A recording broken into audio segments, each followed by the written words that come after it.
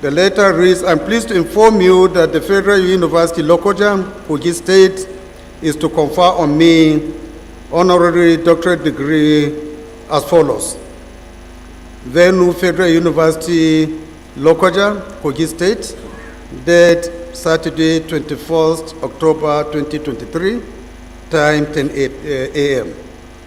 Consequently, I wish to request you, my honorable colleagues, to join me at the August occasion, which marks another watershed in my political history.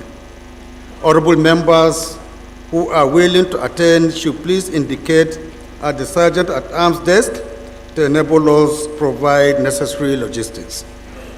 Please accept the assurances of my high regards. So, honorable colleagues, on behalf of myself and the whole entire members of the House of Reps, I would want to most sincerely extend our congratulations to one of our own, and also to inform you that I will not accept anyone to call him Right Honorable anymore. Once you say Right Honorable, extend and put that doctor as part of his names as from now onward. Thank you. Then the next announcement is from the office of the Deputy Minority Whip, and the message reads as follows. I would highly appreciate if you could assist make the following announcement during plenary, that there will be a meeting of the 35 Labour Party members of the House immediately after sitting today at Committee Room 201. Thank you for the gesture. Signed, Honorable George Ebizi Marco Ozodinobi, Deputy Minority Leader. The next announcement is from the Clerk of the House, and it reads as follows. The following honorable members should please see the Clerk to the House. Honorable Bauchi Hayatongo, Honorable Adesina Abiodun Cornelos, Honorable James Faleke, Honorable Rahis Abdulkadir, Honorable Hashimu Adamu, Announcer, Clerk of the House. The next announcement is coming from Honorable Mike Eleman, and the message reads as follows. This is to announce the death of Senator / Minister Alhaji Bello Maitama Yusuf Sardauna Nduse, which occurred last week. I request a minute silence for the reports of the dead. Announcer Honorable Mike Eleman. I think those are the only announcements, so please, shall we rise?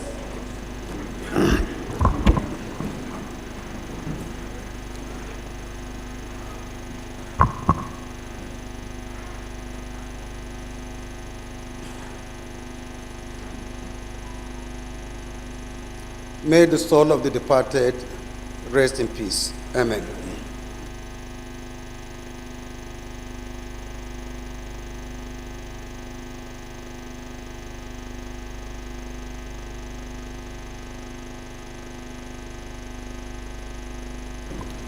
Honorable colleagues, if any member has any petition to present, please, you can rise to do so.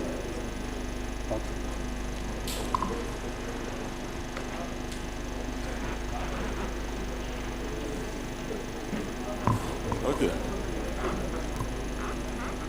Thank you, Mr. Speaker. Honorable colleagues, my name is Honorable Chidi Mark Obeta, member representing the good people of Osuka, Igwe, the South Federal Constituency. Mr. Speaker, I'm from Enugu State. Mr. Speaker, honorable colleagues, this petition was routed through my office by Comrade Chika Emmanuel Idoko, who is my constituent, against the bureaucracy of the Supreme Court, who he believes are tactically refusing to assign his matter on the docket of the Supreme Court, after having fulfilled all the necessary requirements to that effect.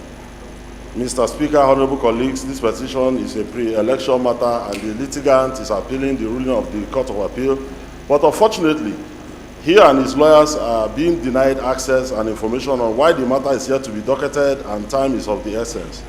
Mr. Speaker, equity denied is equity denied. Equity delayed is equity denied, sorry. The petitioner seeks the intervention of these hallowed chambers to compel on the relevant department of the Apex Court to give him the opportunity to seek the redress before the court. Mr. Speaker, I hereby seek your permission and the leave of this House to lay the petition. Please go ahead. Any more petitions? Doctor? Thank you, Honorable Speaker. My name is Dr. Patrick Umar. I represent the people of PLENARY, Esienudim, Obodokara Federal Constituency. The Speaker, before you is a petition titled Wrongful Termination of Appointment by Mobile Producing Nigeria Unlimited, a passionate appeal for intervention and redress. It is authored by Chris Okorie Esquire, and the relief sought include reversing the purported termination of appointment to retirement as accepted and directed by the Department of Petroleum Resources, and payment of all entitlements and benefits by Mobile Producing Nigeria Unlimited as consistent with pensions and other ends of service benefits plan. Mr. Speaker, may I crave your indulgence to lay this petition before the House. Please go ahead. Any more petitions? Honorable Igariwe?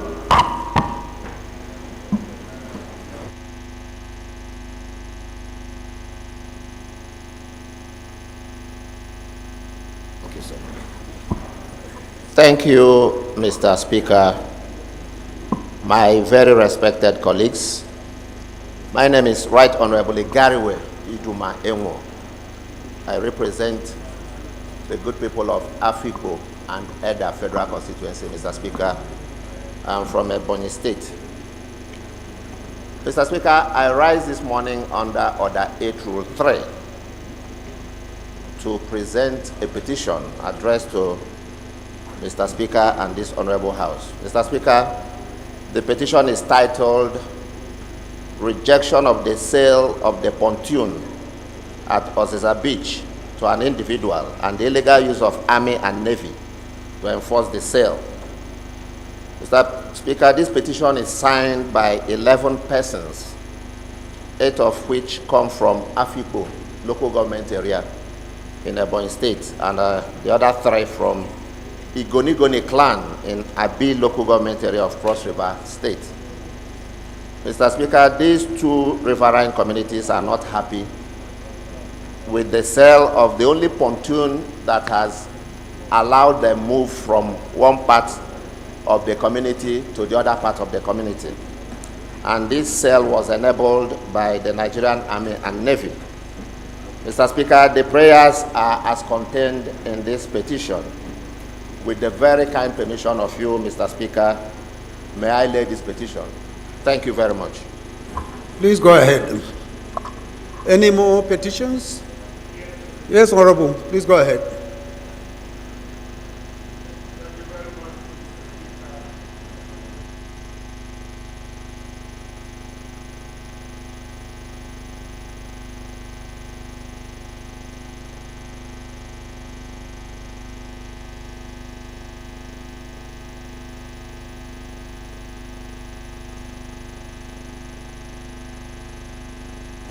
Routed through my office from one of my constituents, namely Ini Obong Samson Achibo. Mr. Speaker, the petition is titled Unethical and Wanton Action of the Operatives of the Department of the State Security Services, a joint act of assault, abuse of power, threat to life, and the breach of the constitutional right of Mr. Niobong Samson Achibo. Mr. Speaker, the prayers include that the Speaker and the House should intervene in the plight of our client to ensure that justice is seen to be done and also to serve as a deterrent to other erring officers. Mr. Speaker, I pray for your leave to lay this petition before this Honorable House. Thank you, Mr. Speaker. Please go ahead, Honorable. Any more petitions? Yes, Honorable, go ahead. Right, Honorable Speaker, my very dear colleagues, my name is Right Honorable Dumnamene Deko. I represent the good people of Kana, Bukana Federal Constituency. I'm an Ogoni man from River State. With me, Mr. Speaker, my dear colleagues, this morning are two petitions. One from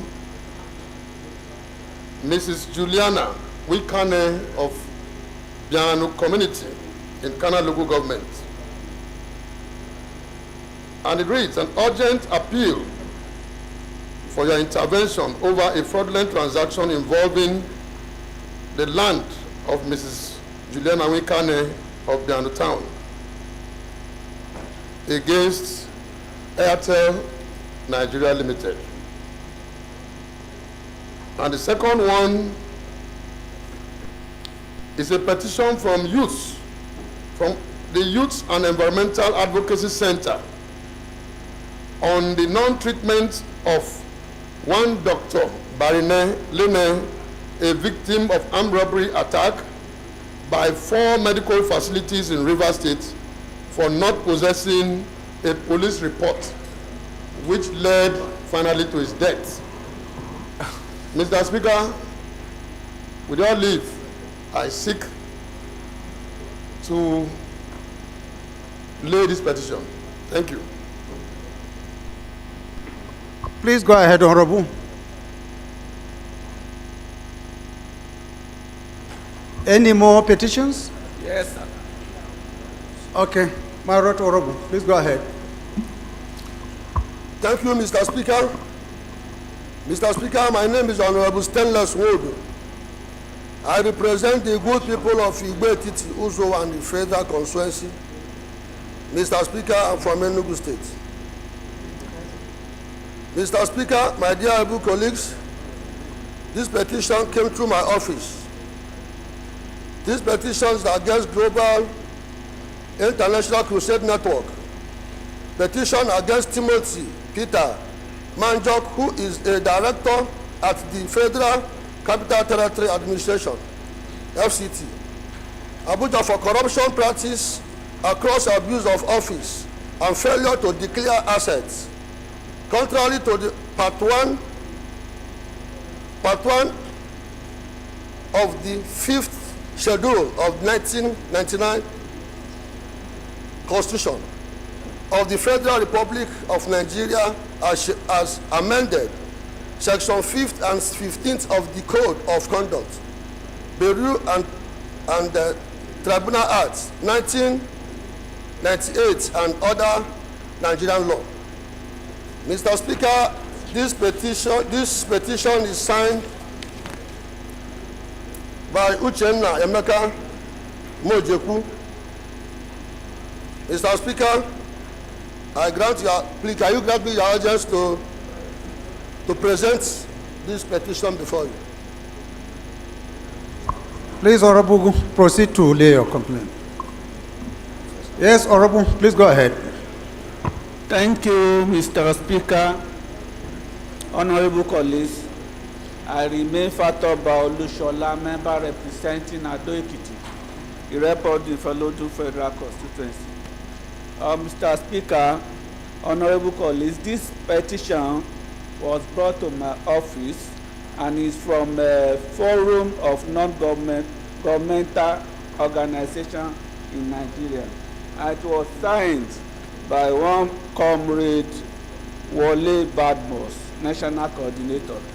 And the petition is on petition against Nigerian Port Authority, NPA, on 173 billion naira provision made for bad and doubtful debt in the audited financial statement as at 31st December 2019. A patriotic petition to mandate NPA to recover the long outstanding debts. And one of the prayer in this petition is the management of NPA should be invited to address the Public Petition Committee on the growth in doubtful debt from 135 billion naira in 2018 to 173 billion naira in subsequent years. Mr. Speaker, may I seek for your indulgence to lay this petition, sir? Please go ahead, Honorable. Any more? All petitions are referred to the Committee on Public Petitions. Matters of urgent public importance. I would like to recognize Honorable Tesir Ubo to rise and please raise his motion. Honorable Tesir. Good morning, Mr. Speaker, honorable colleagues. My name is Honorable Tese Ugbo. I represent the good people of Kwande Ushongo Federal Constituency of Benue State. Mr. Speaker, I rise this morning under Rule 8, Section 4, to move a motion on the urgent need for intervention in the Nigerian Cameroon refugee crisis, banditry, and environmental pollution arising from the discovery and mining of gold in Kwande local government of Benue State. I hereby seek the leave of the House that the rules be suspended to consider this matter as urgent enough that I go ahead and move this motion, Mr. Speaker. I so move.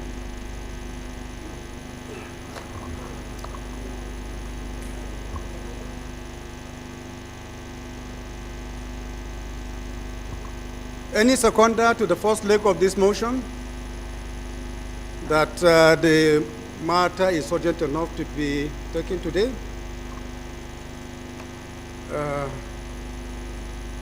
Yes, Honorable, please go ahead. I'm Abdugani Adile Ayuba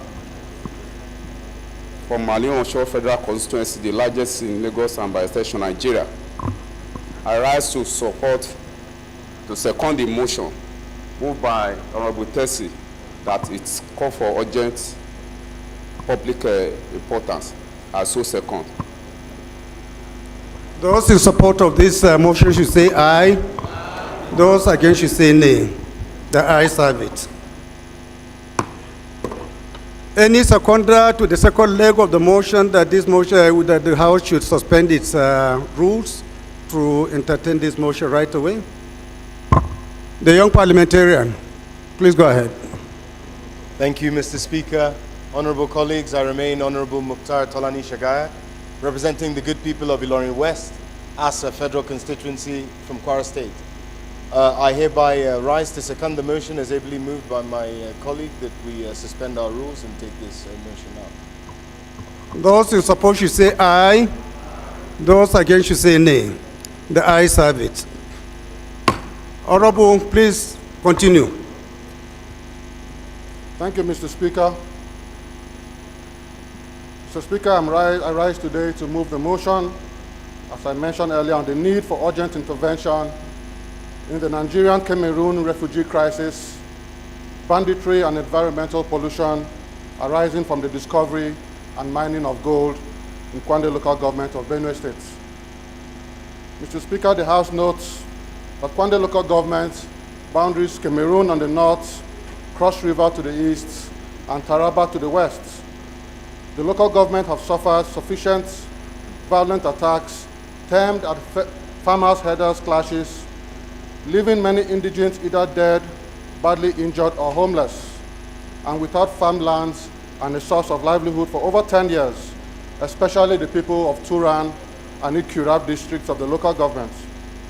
Over the last 16 years, Mr. Speaker, 16 persons have been killed along the Ugbo-Majatoka road due to internal crisis between these neighboring communities. To make matters worse, Mr. Speaker, distinguished colleagues, the Cameroonian Anglophone crisis between the Cameroonian military and the separatist and Ambazonian fighters has spilled over and created a refugee crisis in the Nigerian-Cameroon border in Kwande local government. In 2018, Mr. Speaker, the federal government officially recognized the Cameroonian refugees in Nigeria and established a refugee camp in partnership with the United Nations and other agencies. Aware that the Cameroonian refugees who were first in Meneve Council Ward are now moved to Kyogen Cattle Ranch have lived there for over 5 years, and with their population now exceeding 12,000 as they continue to procreate, expand, and integrate into Nigerian society. Many of these refugees have obtained the Nigerian Identity Number NIN cards, thereby making them Nigerians without any formal proclamation. They now seek voting rights and to be allowed to vote and be voted for. Also aware, distinguished colleagues, that over the last several years, another dimension to the insecurity in Benue State and particularly in Kwande local government has been the discovery of gold, lithium, and other precious minerals. The influx of local and foreign legal and illegal miners infiltrating the region has caused daily security unrest, environmental pollution, and possible food crisis in Nigeria, as most able-bodied young men and women have abandoned the farmlands for mining sites. If this trend is left unchecked, Mr. Speaker, Benue State may become the next banditry hotspot, just like the case of our brother state, Zamfara, over the last several years due to illegal gold mining. The House also notes that the people of Kwande have cried out to the authorities for support and succor, but little help seems to come their way, as so many lives have been lost and business activities suspended, leading to a massive drop in trade and internal generated revenue for these communities and for Benue State in general. Cognizant of the Nigerian-Cameroon international border through Kwande local government of Benue State, which had been approved by the previous administrations as an export processing zone, with the potential to enhance trade between Nigeria and neighboring countries, especially through Cameroon to East Africa, and create massive economic activities, but with the discovery of these precious minerals and the clashes between the Cameroonian and Nigerian communities due to the rush to own these precious minerals, adding to an already volatile security situation in the area, Mr. Speaker. Distinguished colleagues, the House thereby resolves to urge the National Security Advisor along the security agencies to review the security situation in the region and the Nigerian-Cameroonian border areas in Benue State to implement urgent and proactive steps to curb further deterioration of the peace and security in the region. The House also resolves to encourage the Nigerian Immigration and Customs Service to establish an international border post and necessary infrastructure to enhance commerce and trade between these neighboring countries. The House also encourages the federal government through the Federal Ministry of Works to take over the development of the road between Ugboma to Jatoka to Kashimbila and the international highway to the Cameroon border, so as to open the region for massive investments and trade for the benefits of the Nigerian economy and the stability of the region. Finally, Mr. Speaker, the House directs the Nigerian Commission, the National Commission for Refugees, Migrants, and Internally Displaced Persons to look into the Cameroonian refugee situation and the IDPs with a view to either resettling them permanently within Nigeria or returning them to their host communities. I so move, Mr. Speaker. Any seconder? Right, Honorable.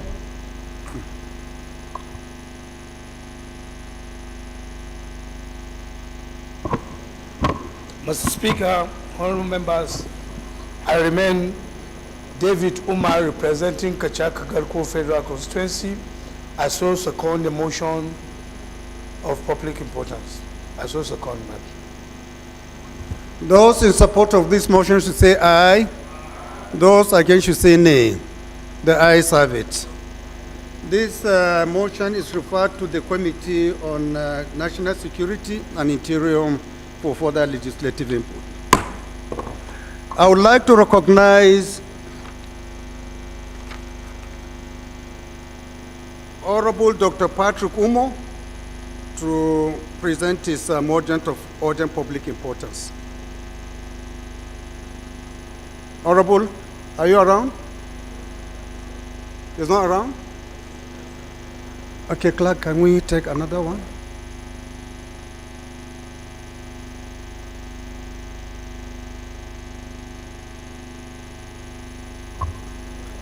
Is Honorable Kabir Ahmadru available? That's okay. Please, you can rise and present your matter of urgent public importance, please.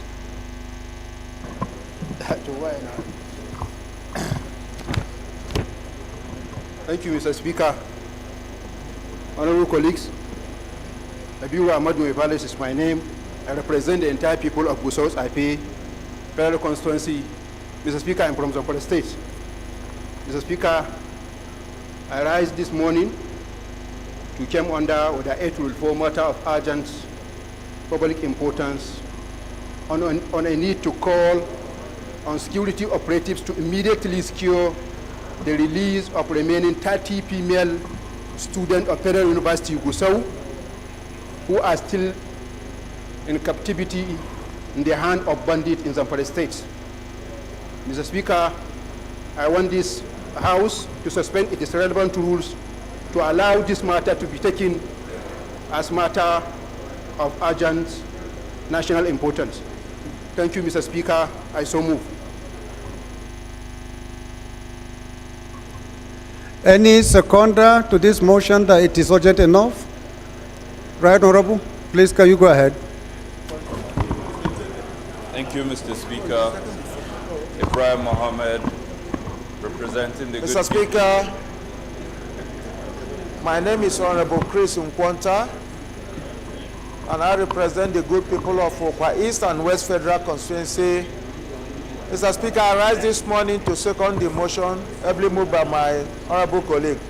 I so second. In support of this motion should say aye. Those against should say nay. The ayes have it.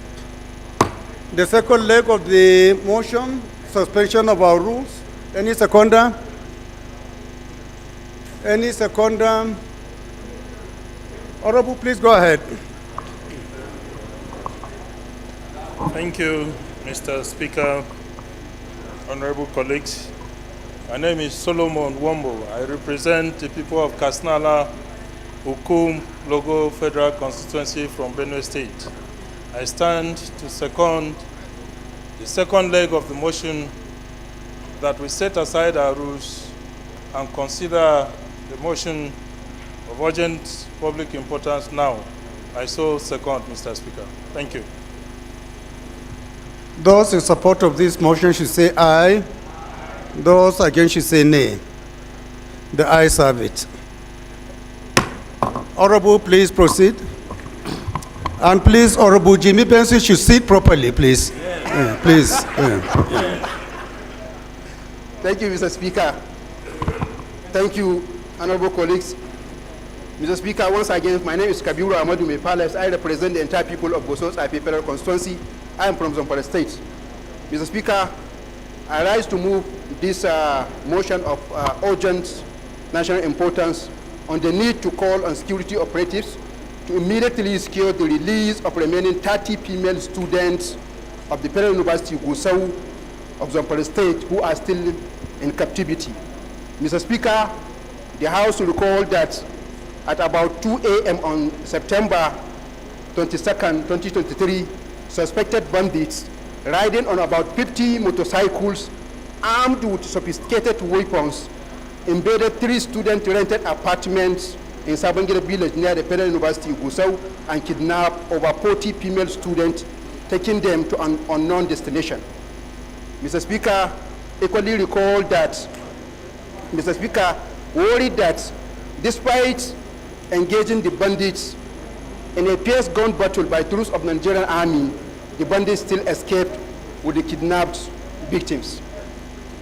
Mr. Speaker, it saddens that today is exactly 3 weeks and 2 days that these innocent girls are still in captivity with no good food, no good potable drinking water, and no shelter on their heads. Mr. Speaker, also worried that rebellion activities of armed bandits and insurgents, particularly in the abduction of the female student, has been responsible for tremendous reduction in school enrollment of pupils in Zamfara State and entire Northwest. Mr. Speaker, desirous of obscuring the release of the abducted student and the abducted students, as well as mitigate the activities of armed bandits in the states in order to further ameliorate the adverse implication on school enrollment and the overall socio-economic implication and the northern region and Nigeria at large. Mr. Speaker, resolved that to call on the Chief of Defense Staff and the Inspector General of Police to immediately intensify efforts to secure the release of the remaining abducted female students. Call on the committees responsible for the national security and education to liaise with the security operatives in fashioning ways of preventing the further abduction of students in Nigerian schools. Number 3, to mandate the committees on the legislative compliance, Defense, Army, Air Force, and Police to ensure compliance and report within the House imposed. Thank you, Mr. Speaker. I so move. Any contribution? But please make it brief because we have so many issues to take. Right, Honorable? Mr. Speaker, my fellow colleagues, I am Inwa Garba, member representing Yamatude Federal Constituency from Gombe State. Mr. Speaker, this issue is very, very, very serious and very, very disturbing. By the look of things, this issue of kidnapping in our academic institutions is a deliberate attempt by those criminals and their supporters to make education very, very, very inaccessible in majorly the northern part of this country. Mr. Speaker, not only calling on the security agencies is enough on this issue.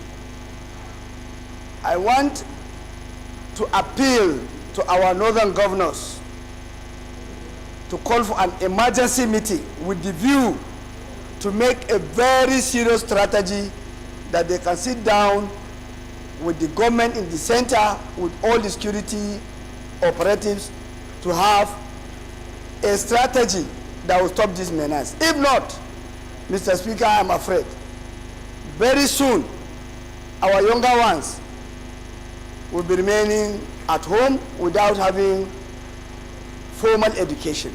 More especially, the female students that those criminals are always targeting because of the sensitivity of our society on the females, more especially the younger ones. So, Mr. Speaker, I want to urge that the leadership should liaise with our governors and all that matters for an emergency meeting so that we can have a comprehensive strategy in order to face this issue. Thank you very much, Mr. Speaker. Thank you, honorable colleagues. We'll just take one more contribution on this motion and then we'll put it to vote. Honorable Bapa. Mr. Speaker, sir, my name is Aliyu Bapa Misau, FCNA. Mr. Speaker, I'm from Bauchi State. Mr. Speaker, sir, this particular incident happened in Chibok some years back till today. Some of these students are yet to be released. Mr. Speaker, sir, it has been done in Kebbi. And this is not the first time in Federal University in Gusau.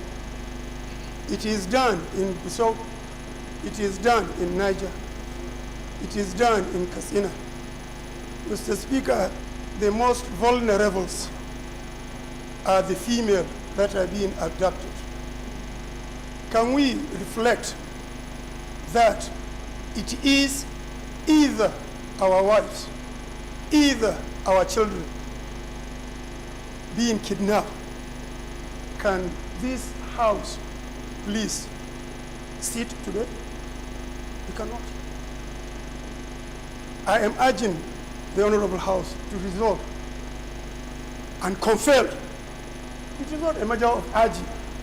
It is a matter of compelling the security operators to do the needful. Mr. Speaker, I heard from the Voice of America and BBC, when the gunshots of the kidnappers, the security operators were nowhere to be found. They will go with the siren and they cannot reach into the bush. The taxpayers' funds are being used to provide facilities for them. If the facilities being provided to them is not adequate, Mr. Speaker, I urge us to provide more funds for this. We'll have to equip them if it is the issue of equipment. If it is the issue of intelligence, we'll have to provide enough resources and material for the security operators to have at least first-hand information of the whereabouts. Mr. Speaker, I am not happy when bandits and some people will have a meeting that they are going to reconcile with the bandits. How on earth do you reconcile with somebody who is killing you, who would not give you the permission to even ride on the road, Mr. Speaker? It is my prayer that immediate intervention of this house need to be done such that this problem and the reoccurrence of this. Mr. Speaker, I'm not praying. I'm not praying. I had a meeting yesterday, a colleague of us told us even in Abuja, at his own gate, he was attacked. His car was stolen, his laptop. A honorable member, yesterday while we were at the retreat of Park, I was told, I listened to him. So if insecurity will leave the rural areas and come into Abuja, where are we safe? In our maroon, in our matchbox houses? Mr. Speaker, I will want to concur with the presenter of this motion and all my colleagues. Probably I'm speaking the minds of everybody here, especially the women folk, who are vulnerable, who are, okay, if they kidnap them, what do they do with them? Are they going to keep them for the money? Sometimes they even get them married to themselves. Honorable Bapa, I think you have made your point. Please kindly conclude. I conclude, Mr. Speaker, that the House should resolve and take drastic action against this. Thank you. Thank you very much. I think I will just take one more. Just one more, and then we'll put it to question, to vote, sorry. My right, Honorable? From Delta. Mr. Speaker, thank you very much. My name is Ben Etana Bene from Okbe, Saple, Uwe Federal Constituency of Delta State. Mr. Speaker, each time this issue of insecurity is discussed, I cry, seriously. And one area is the issue of kidnapping. I have been a victim of kidnapping before, and I know the consequence when you are in the hands of these people. It is not a good thing. Not to talk of little kids and girls, for that matter. If you are a father and you have a child, in the hands of kidnappers, it's going to be a very serious, nightmare. It's like dying every day. So I take it very seriously. But I discovered that we have been discussing the story of kidnapping and not actually looking at solutions, to it. There are many, but I want to contribute, two. One, we should not joke with the issue of state police. It is important. We need state police now than ever, because these state police are people from the same locality. They know each other, they know the kidnappers, they know the criminals in those areas. So state police will do the wonder, and I'm happy that one state, trained about 1,200, local persons, whichever name we give to them, neighborhood watch, local vigilante, moteku, and whatever the case may be. But state police is important to help solve the problem of insecurity. Again, it's local government autonomy. Local government autonomy will help. We should not dance around the issues. We should give good autonomy to the local government, and the local government chairman is the chief security officer for the local government. The councillor from the various wards is the chief security officer of that ward. They know the criminals. And the Honorable Akale, this and many others, Mr. please, Speaker, because of time. You please don't try to disturb there's somebody talking. We are not hearing him very well. Please kindly keep silence, please. Thank you. Just the last lap, councillors from the various wards, they are from that place. They know each and every corner, of that area. They know the criminals. It's not only peculiar. This kidnapping is not only peculiar in the north. It's just that the press is focusing on the north. It's happening in other places also too. So my contribution is looking at it from these two, strategic, areas to be able to curb it. Mr. Speaker, I'm grateful for the opportunity. Thank you, Honorable. I think we can put this motion to question, to vote. Those in support of this motion should say aye. Those against should say nay.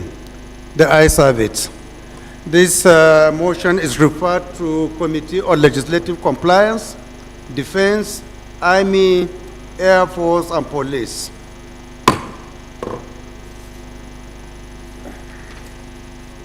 Honorable Raji, for not seeing you for quite some time, I'm promoting you today to the position of whip. So you better take the seat of the whip so that I can see you properly and guide the proceedings of this house today. That's your punishment.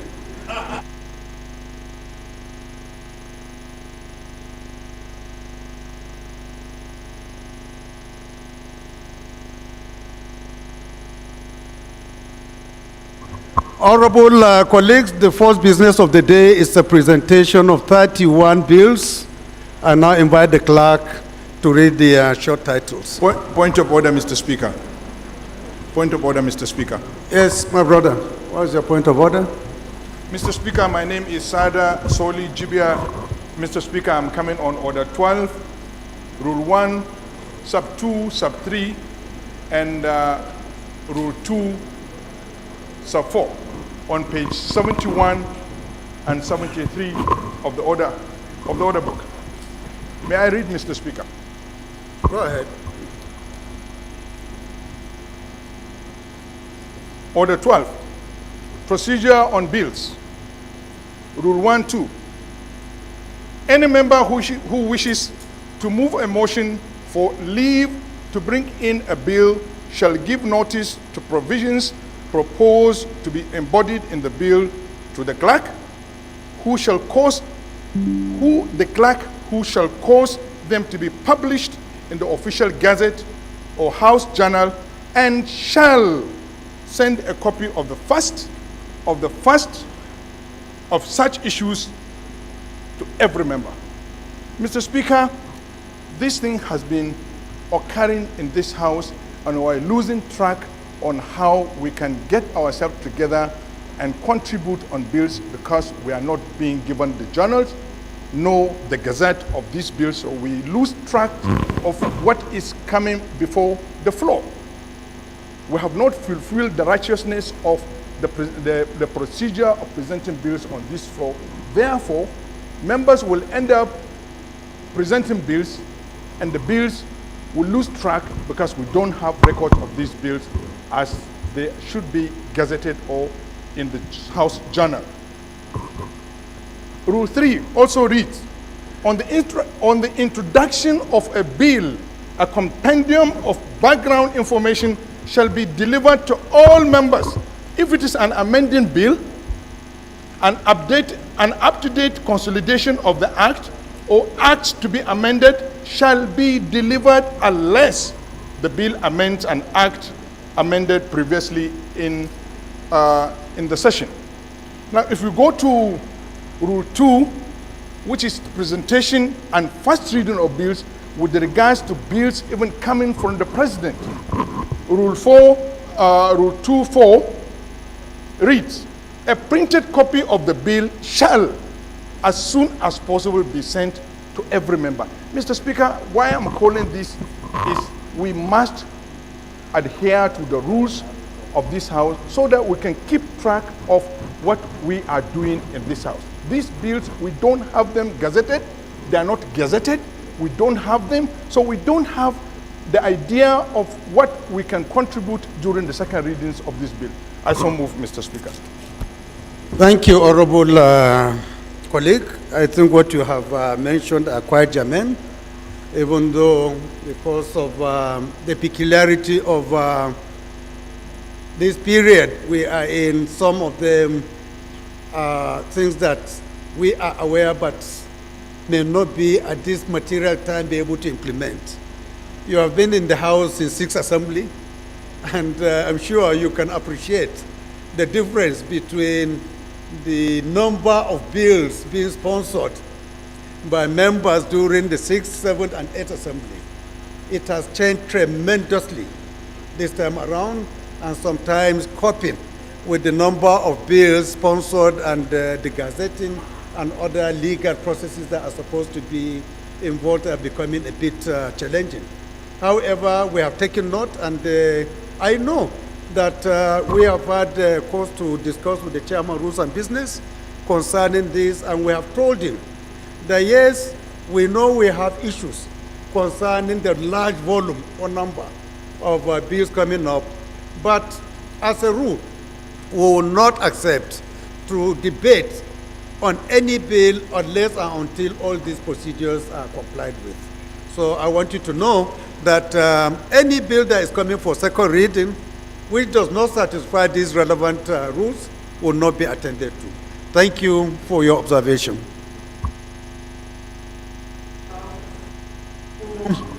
The first business of the day, which is presentation of 31 bills. I now invite the clerk to read their short titles. Thank you. Right Honorable Speaker, honorable members. Standards Organization of Nigeria Act Repeal and Enactment Bill 2023, first reading. Federal University of Agriculture and Entrepreneurship, Shaki, Oyo State's Establishment Bill 2023, first reading. Chartered Institute of Loan and Risk Management of Nigeria Establishment Bill 2023, first reading. Federal Colleges of Education Act Amendment Bill 2023, first reading. Federal University of Agriculture, Labun, Niger State Establishment Bill 2023, first reading. Nigerian National Volunteer Service Establishment Bill 2023, first reading. Federal Medical Centers Act Amendment Bill 2023, first reading. Federal Colleges of Education Act Amendment Bill 2023, first reading. Discrimination Against Persons with Disabilities Prohibition Act Repeal and Enactment Bill 2023, first reading. Federal Institute of Technology, Ikoba, Oka, Edo State Establishment Bill 2023, first reading. Electoral Act Amendment Bill 2023, first reading. Federal University of Teaching Hospital, Bukari Establishment Bill 2023, first reading. Ibile Entrepreneur University Establishment Bill 2023, first reading. Federal University of Oil and Gas Technology, Ubeta, River State Establishment Bill 2023, first reading. Agricultural Research Council of Nigeria Act Amendment Bill 2023, first reading. Federal Medical Centers Act Amendment Bill 2023, first reading. National Land Transport Regulatory Authority Establishment Bill 2023, first reading. Federal Medical Centers Act Amendment Bill 2023, first reading. Federal Colleges of Art Amendment Bill 2023, first reading. Agricultural Research Council of Nigeria Act Amendment Bill 2023, first reading. Federal Polytechnics Act Amendment Bill 2023, first reading. Federal Medical Centers Act Amendment Bill 2023, first reading. Federal Medical Centers Act Amendment Bill 2023, first reading. Federal University of Agriculture, Irawa, Owe, Delta State Establishment Bill 2023, first reading. Federal College of Entrepreneurship and Skill Acquisition, Kano State Establishment Bill 2023, first reading. Nigerian Almajiri Trust Fund Establishment Bill 2023, first reading. Nigerian Institute of Agriculturists Establishment Bill 2023, first reading. National Institute of Construction Technology and Management, Iteli, Ogun State Establishment Bill 2023, first reading. National Institute for Oil Palm Research, Ijebu. Honorable Raji, you are not doing your work. Oh. I can hear noises coming from your own side. National Institute for Oil Research, Oil Palm Research, Ijebu Igbo, Ogun State Establishment Bill 2023, first reading. Federal Universities of Agriculture Act Amendment Bill 2023, first reading. Federal Universities of Technology Act Amendment Bill 2023, first reading. Well, Blessing, you are dangerously standing next to the DS. It's not good for our health, so please take precaution.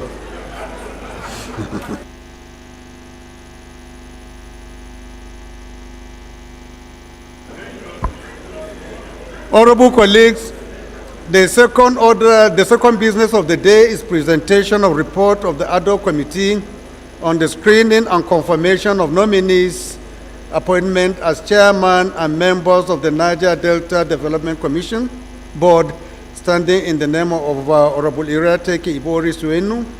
Honorable members will recall that the matter was referred to the committee on Tuesday, 10th October 2023. The report is ready for presentation. The Honorable Chair is invited to present the report. Thank you. Thank you, Mr. Speaker. My most distinguished colleagues, I am Honorable Iriateke Ibori Suenu, member representing the great people of Ethiopia East, Ethiopia West, Federal Constituency, Delta State. Mr. Speaker, I rise this morning to move a motion that the House receive the report on the ad hoc committee for screening of the nominees on confirmation for appointment as chairman and members of the Niger Delta Development Commission, NDDC Board. I so move, Mr. Speaker. Thank you. Any seconder? Honorable Akala.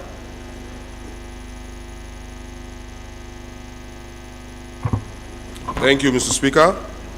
I remain Olamijuwonlo Ayodeji Alawakala, representing Nigerians from Ogbomoso North, South, Orire Federal Constituency.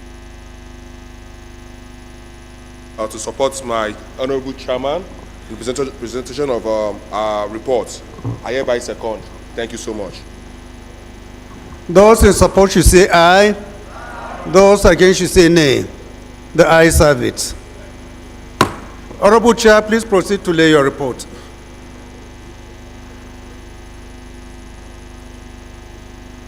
The first order of the day is the third reading of a bill for an act to repeal the Fire Service Act Cap F29 laws of the Federation of Nigeria 2004 and enact the Federal Fire and Rescue Service Establishment Bill 2023 and for related matters. Standing in the name of House Leader, honorable members will recall that the House adopted the report of the Committee of the Whole on the bill on Tuesday, 10th October 2023. I therefore call on the Leader of the House to move that the bill be now read the third time.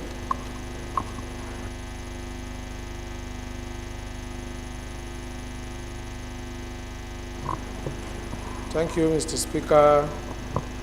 Distinguished honorable colleagues, I remain Abdullah Ibrahim Halims from Kogi State, and I represent the good people of Ankwa, Omala, Olamba, Federal Constituency. I stand to read that bills number 1, 2, 3, 4, bills number 1 and 2, a bill for an act to repeal the Fire Service Act Cap F29, laws of the Federation of Nigeria 2004, and enact the Federal Fire and Rescue Service Establishment Bill 2023, and for related matters, HB 211, be read third time. Thank you, Mr. Speaker. Thank you. DS, can you second, please? Thank you, Mr. Speaker. Honorable colleagues, I'm Benjamin Okezie-Carlo. I represent the good people of Nigeria, starting from Ben, the Federal Constituency. Mr. Speaker, I'm from Abia State. I rise to second the motion ably moved by the Leader of the House. I so second. Those in support of this motion, that this bill should be read for the third time, should please say aye. Those against should say nay. The ayes have it. Clerk, Please can you read the long title of the bill? Right Honorable Speaker, honorable members, a bill for an act to repeal the Fire Service Act F29, Laws of the Federation of Nigeria 2004, and enact the Federal Fire and Rescue Service Establishment Bill 2023 and for related matters. Third reading. Bill read and passed the third time. Thank you. The second order of the day is the third reading of a bill for an act to establish a national center for the coordination and control of the proliferation of small arms and light weapons in Nigeria and for related matters. Standing in the name of the House Leader, honorable members will recall that the House adopted the report of the Committee of the Whole on the bill on Tuesday, 10th October 2023. I therefore call on the Leader of the House to move that the bill be now read the third time. Thank you, Mr. Speaker. Distinguished honorable colleagues, I remain Abdullah Ibrahim Halims from Kogi State, representing the good people of Ankpa, Omala, Borough Federal Constituency. I stand to read that a bill for an act to establish a national center for the coordination and control of the proliferation of small arms and light weapons in Nigeria and for related matters, HB 207, be read third time. Thank you, Mr. Speaker. The DS, please can you second? Yes, Mr. Speaker. Thank you, Mr. Speaker. Honorable colleagues, I remain Benjamin Okezekal. I represent the people of Nigeria, starting from Ben, the Federal Constituency. I rise to second the motion ably moved by the Leader of the House. I so second, Mr. Speaker. Those in support of this bill be read for the third time should say aye. Those against should say nay. The ayes have it. Clerk, please proceed and read the long title of the bill. Right Honorable Speaker, honorable members, a bill for an act to establish National Center for the Coordination and Control of the Proliferation of Small Arms and Light Weapons in Nigeria and for related matters. Third reading. Bill read for the third time and passed. The third order of the day is a commencement of debate on the general principles of a bill for an act to establish Federal Capital Territory Education Resources Center, charged with the responsibility to, among other things, plan and implement curriculum measures and evaluate students and other applicants for placement into schools under the administration of the Federal Capital Territory and for related matters. Standing in the names of Honorable Benjamin Okezekalu and 6 other honorable members. Honorable members will recall that the bill was read the first time on Wednesday, 5th July 2023. I now invite Honorable Kalu to move that the bill be now read for a second time. Thank you, Mr. Speaker. Honorable colleagues. Mr. Speaker, the bill, I supposed to move for the bill to be read the second time, but listening to your ruling a few minutes ago on the intervention of our honorable colleagues, Sada Soli, who raised the issue of distribution of the bill, I noticed that what was distributed was the debate on the bill. I'm not sure members got a copy of the bill itself.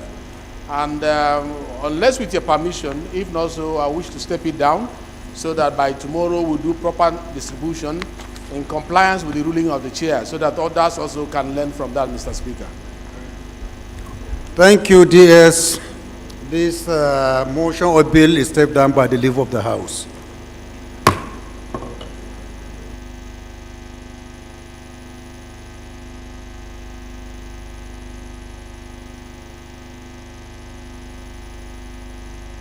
Fourth order of the day is commencement of debate on the general principles of a bill for an act to provide for establishment of the Nigerian Authors Trust Fund to provide financial aid to authors and aspiring authors in Nigeria and for related matters. Standing in the name of Honorable Pascal Abodike, honorable members will recall that the bill was read the first time on Wednesday, 5th July 2023. I now invite Honorable Abodike to move that the bill be now read a second time. But what I want to find out in view of what the DS has just mentioned and the point of order raised by Honorable, have we gazetted this particular bill? We have not done that. And no compendium. So are we likely going to get them ready by tomorrow for us to represent these same bills? Okay. Okay. So I think in view of this, honorable colleagues, I will seek your indulgence to step down all bills that are for second reading until the next legislative date to enable rules and business to do the needful. Thank you.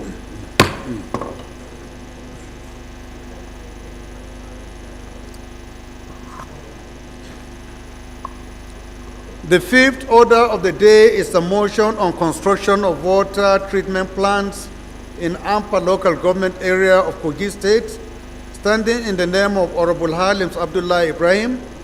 Honorable Halims is hereby invited to move the motion.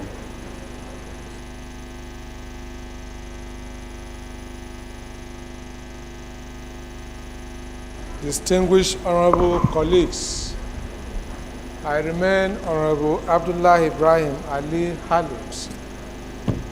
I am from Kogi State and I represent the good people of Ankpa, Omala, Onaboro Federal Constituency. I rise this afternoon to move this very important motion on the need to construct a water treatment plant in Ankpa local government area of Kogi State. The House notes that Ankpa local government area, out of 23, Ankpa local government area, out of 23 local government areas in Kogi State, is the second most populated with a projected population of about 359,300 people. The House also notes that Ankpa and its communities are in urgent need of basic amenities and infrastructure to meet the needs of their population. Aware that the Mabulo River is the sole source of water for Ankpa Township and its surrounding areas, with a 70s military constructed treatment plant that has been completely destroyed.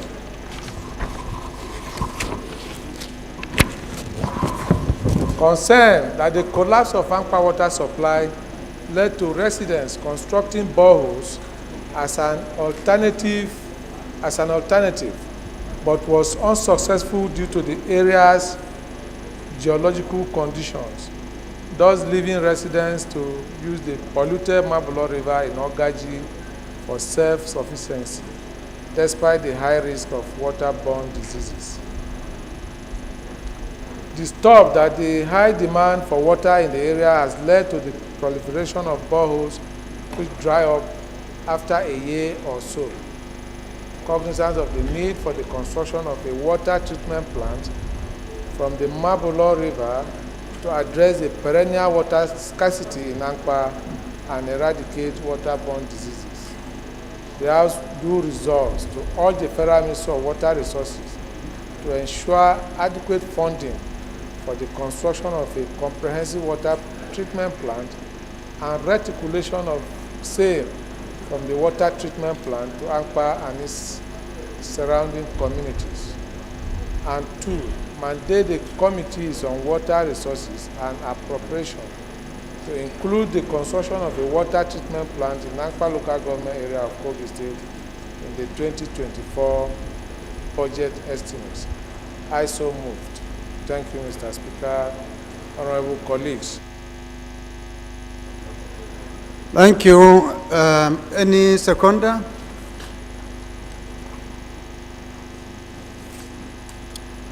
Since the commencement of plenary today, I have not seen any strong woman raising her hand to either contribute or second, so I will use my veto power to recognize Honorable Kafilat to second this motion, so that I will not be seen as if we are not gender friendly.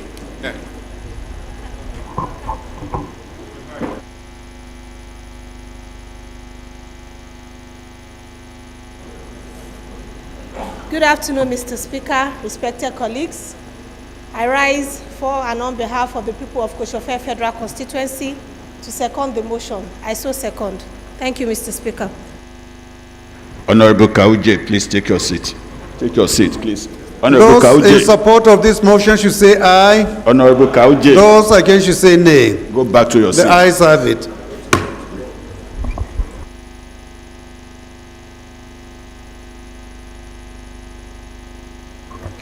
This motion is referred to the Committee on Water Resources and Appropriation. The sixth order of the day is a motion on reopening of Maigatari, Kongalam, and Ilela borders, standing in the name of Honorable Aliyu Sani Madaki. Honorable Ali Madaki is hereby invited to move the motion. Mr. Speaker, my honorable colleagues, my name is Aliyu Sani Madaki, and I represent the people of the Ala Federal Constituency of Kano State. The motion reads, need to reopen the Maigatari, Kongalan, and Ilela borders. The House note that border towns of Maigatari in Jigawa State, Kongalam in Katsina State, and Ilela in Sokoto State are known for their large market where heavy commercial activities and international trade takes place between Nigeria and people of Niger, Mali, Chad, Cameroon, as well as citizens from all over West Africa and Central Africa. Aware that the Nigerian government closed its border with the Republic of Niger as a result of economic sanctions on the Niger military junta by the Economic Community of West African States, ECOWAS, which has resulted in the death of economic activities in the various border towns. Concerned that as a result of these sanctions, i.e. border closure, there have been great reduction in movement across these communities, as well as reduction in socio-economic activities and across border trade, which is the lifeblood of the local economy, especially in Kano, which is the center of commerce in northern Nigeria. The reduction in economic activities in this border town as a result of closure of the borders has caused and is still causing indescribable hardship to the common citizens who depend on it. Also concerned that the resultant hardship from the border closure has led to Point of order, Mr. Speaker. Smuggling and other criminal Point of order, Mr. Speaker. as increasing number of the youth in the affected communities who were either Point of order, Mr. Speaker. Point of order, Mr. Speaker, please. gainfully Point of order, Mr. Speaker. who were hitherto gainfully Mr. employed Speaker. are getting involved in crime, some of which are being lured into joining terrorist groups and gangs, which has heightened the insecurity in the region and the country as a whole. Point of order, Mr. That Speaker. the closure of these borders, if not reversed, Hello? will Did you say you have a point of order? Yes, Mr. Speaker. Please go ahead. Mr. Speaker, the leader is not reading from the motion from the other paper, Mr. Speaker. Hello?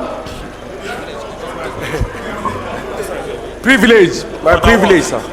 Okay, what are you talking about? He's not reading from the other paper, sir. It's not? Reading from the other paper. Oh. Where's the other what, Mr. Speaker? Honorable Ali Madaki, you have already given in writing on notice Yes. what you want to say. Why are you digressing from that? I have complained to the clerk. Well, it has not been brought to our notice. I'm not aware. Prayers are the same. The prayers. Okay. Well, I think procedurally it is wrong, but since it is something that has been notified or communicated with the clerk, we will allow you to continue. But please, next time, honorable colleagues, we should endeavor to make sure that whatever we are reading complies with our extant rules. We shouldn't digress from what is on the notice paper. But please, honorable colleagues, permit me to allow him to read what he has, since the prayers are essentially the same. Thank you very much. Mr. Speaker, sir. Yes, dears.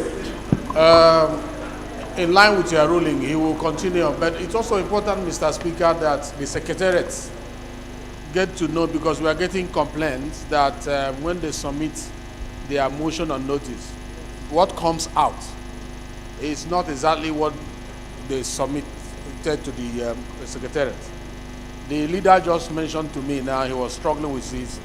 So I would suggest, if the secretariat want to make any amendments, they should bring it to the attention of those who have sponsored the motion, so that what they have as the original manuscript will tally with what is produced, so that when they start presenting, what they are going to be using will be that which have been printed, not their manuscript.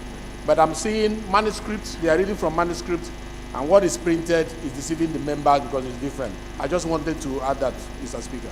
Thank you, DS. I think you have raised a very valid issue, and I think what we need to do, Chair Rules and Business, is please, just like the way you send a message to members who have bill for second reading to prepare, try as much as possible to also ensure that those who are also going to move motions on notice, you send a draft of what you are going through or what you have already prepared in advance for them to read. And members should also endeavor, before their motion is raised on the day, they should go through and see if there are any deviations on what they have given, so that we can be able to correct it in good time before you are asked to actually speak on that. I think with that, okay, if you need to say anything in defense of what we have discussed, please go ahead. Not really in defense, Mr. Speaker, but just an appeal to my colleagues to be concise. For instance, yesterday we had a motion that was 4 pages. There's no way we can put 4 pages on the other paper. So we want to appeal to members to be concise. And when we publish the other paper on the platform, they should go through it before sitting, please. That's the only appeal I'll make to members. But I've taken your advice, Mr. Speaker. Whatever correction we make, we'll bring their personal attention to it, sir. Thank you very much, Right Honorable Speaker. Thank you. I think I even forgot that we used to send these motions or notice days ahead.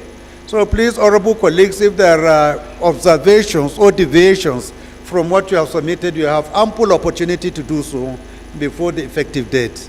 So with that, I think we'll put to rest this particular issue. I will invite Honorable Alimadaki to continue with his presentation. Mr. Speaker, I will go to the last portion, the prayer. Resolve to urge the federal government to open the Megatari, Meadua, Kongilam, and Ilela borders, respectively.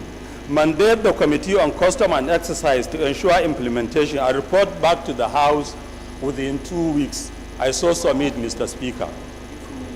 Thank you, honorable colleague. Any seconder?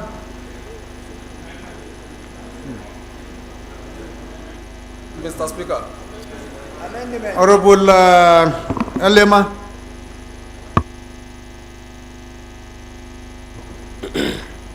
Thank you, Mr. Speaker, my honorable colleagues. I'm Abubakar Maki Eleman. I'm from Jigawa State. I represent Madam Dori Kaugama Federal Constituency. Mr. Speaker, I stand to second the motion heavily moved by my senior colleague. I so support, Mr. Speaker. Thank you. Thank you, honorable colleagues. I put the question. Amendment. Amendment? Yes, Mr. Speaker. Okay, Major, let me start with you. Mr. Speaker, honorable colleagues, I remain Major Rabiu Garba Kamba, retired, a member representing Arewa Dandi Federal Constituency. Mr. Speaker, I'm from Kebbi State. Mr. Speaker, I rise to move for amendment on prayer 1 to include Kamba in Kebbi State, which is a major border that borders both Republic of Benin and Republic of Niger. So, Mr. Speaker, the prayer one should read. Honorable, please be concise. You are amending a prayer, so just go straight to how you want the amendment to be, please. Insert Kebbi State with Kamba border among those borders to be reopened. So moved, Mr. Speaker. Can you repeat the amendment so the members will hear whether it is good enough or not? Urge the federal government to reopen my Gatari, my Adwa, Kwangalam, Elela, and Kamba borders, respectively. Okay, so you have heard the amendment. Any seconder?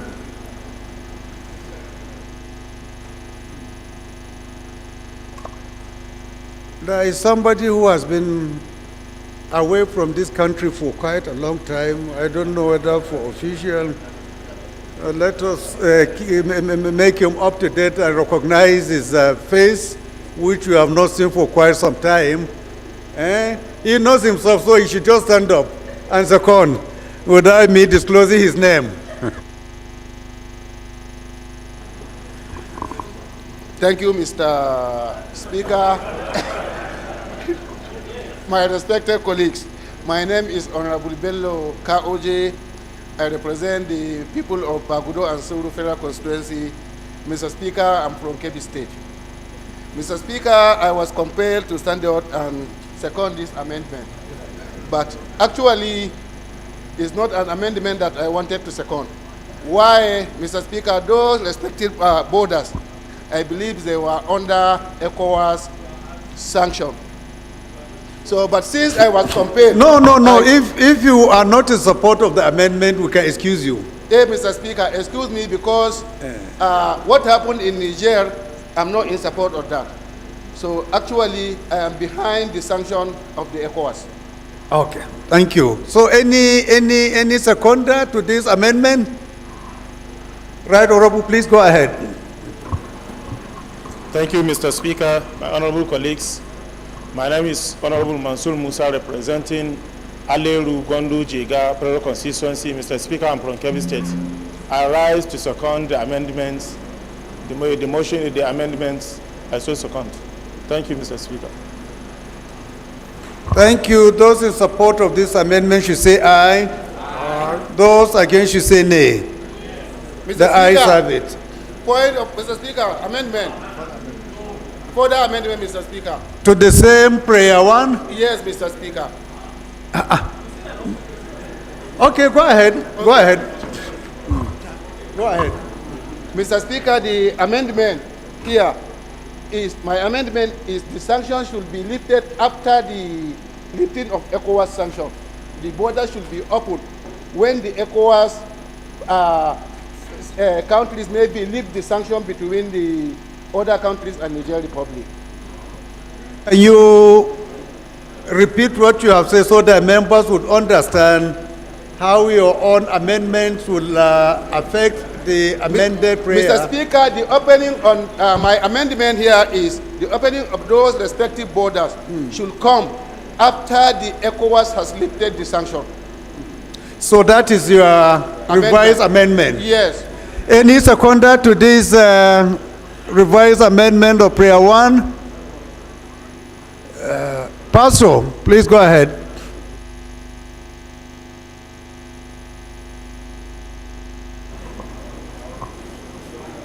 Thank you very much, the People's Speaker, distinguished honorable colleagues. My name is Pastor Honorable Ojema Ojotu. I'm representing good people of Apagatu Federal Constituency of Benue State. I rise this afternoon to second the amendment beautifully made by my able colleagues that we should rather take a position that will make the entire world to know that we are not in support of what is happening in Niger Republic as a lawmaker that democratically elected. I so second, Mr. Speaker. Thank you very much. Those in support of this revised amended prayer, one should say aye. Those against should say nay. The nays have it. Any more amendment to this motion? Yes, Mr. Speaker. Honorable Isiaka.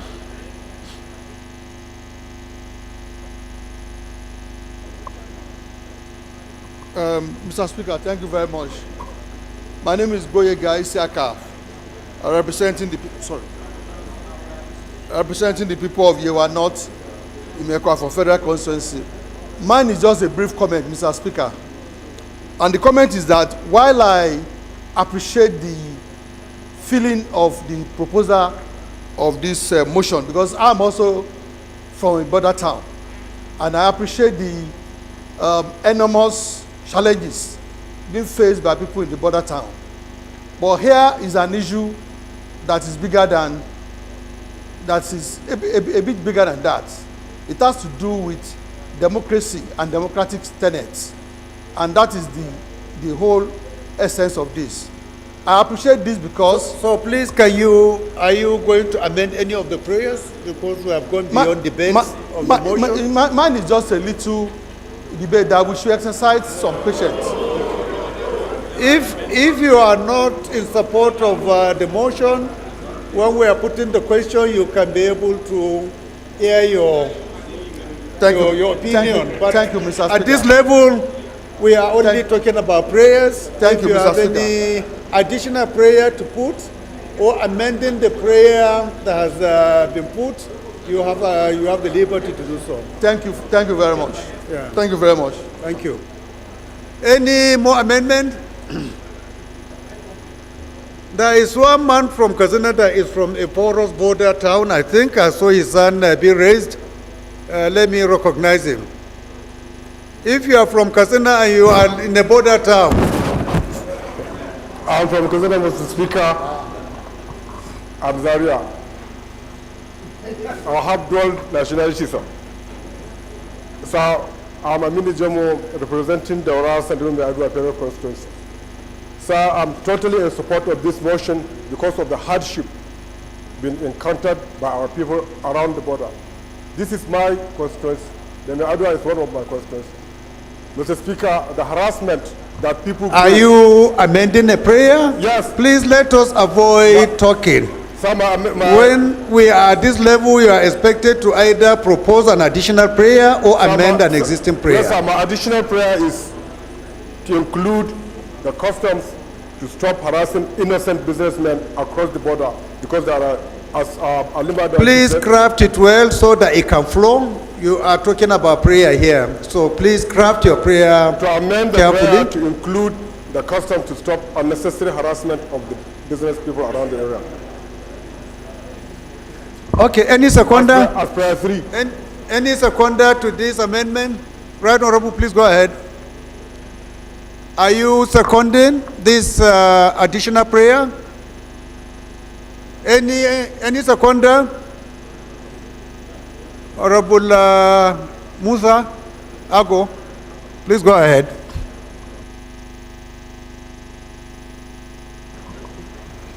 Thank you, our dear and respected Speaker, my very dear colleagues.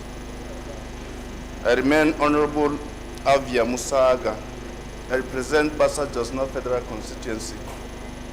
I rise to support the amendments ably proposed by my colleague.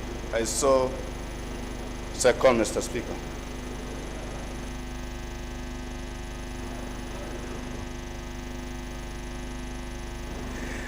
Well, Honorable, my attention has been raised, even though it's still the same thing. The chairman, Rules and Business, feels that your amendment does not flow along with the subject matter. The inclusion of custom as part of the committees that we are praying does not flow. But you know, of course, if you prevail on that prayer, we are going to put the question, and it will be up to members to decide whether or not what you are asking for is okay. So do you want us to put the question, or do you want to withdraw your prayer? Sir, because the customs are involved in this. Pardon? The customs are involved in the, now as a member representing that constituency, sir. Customs on market days, especially this Meadua days, on Sundays. So you want your prayer to be sustained, right? Yes, sir. Okay. So we put the question, please. Those in support of this motion, this additional prayer, should say aye. Aye. Those against should say nay. The ayes have it. Mr. Speaker. So we put the question. Mr. Speaker. Additional? So we'll take only one, please, because of time constraints. It's not a straightforward vote. It's not a straightforward let us vote, Mr. recognize somebody that has not spoken earlier. Hello, Mr. Speaker. Spoke earlier. Please allow Mr. others Speaker. to speak. Mr. Speaker. Honorable Chair, please can you go ahead?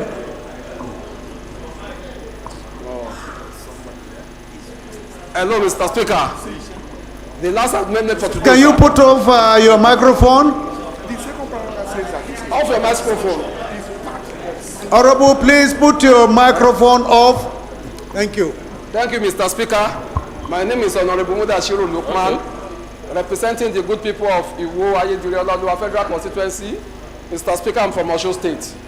My amendment, sir, I will say that we don't need to limit this opening of the borders to the northern region alone, because there are some other part of the southern region that the border. Please avoid, since you are amending a prayer, please can you go straight and propose the amendment? The amendment is that they should extend the opening of the prayer to every other part of every other borders across the country. Thank you, sir.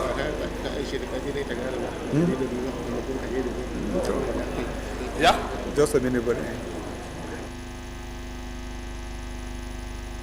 Amendment should say aye. Sorry, we need a seconder, right? Any seconder to this proposal? Yes, Honorable, please go ahead. Thank you, Mr. Speaker. Distinguished Honorable colleague, I am Honorable Murphy Osara Omoruyi, representing the very vibrant and amiable people of Ego Ikubaka Federal Constituency. Mr. Speaker, from Benin City, Edo State, in the south-south region of Nigeria, Mr. Speaker, I rise to support the amendment ably moved by my able colleague. Mr. Speaker, I so support. Thank you. Let's put it to vote. Those in support of this amendment should say aye. Those against should say nay. I'll put it again. I don't know whether the ayes did not outweigh the nays. So I put the question again. Those in support of this amendment should say aye. Those against should say nay. The nays have it. So we put the question, those in support of this motion as amended should say aye. Those against should say nay. The ayes have it. This motion is referred to Committee on Custom and Exercise. The seventh order of the day is a motion on investigation of alleged mismanagement of COVID-19 intervention funds from 2020 to 2022, standing in the name of Honorable Nyampa Dauda Zakaria. Honorable Zakaria is hereby invited to move the motion.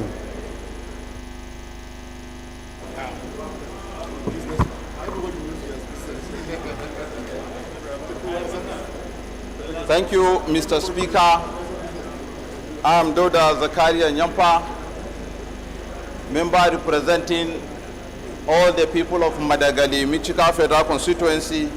I'm from Adamawa State. Mr. Speaker, honorable colleagues, I rise to move this very important motion on the need to investigate the alleged mismanagement of COVID-19 intervention funds from 2020 to 2022.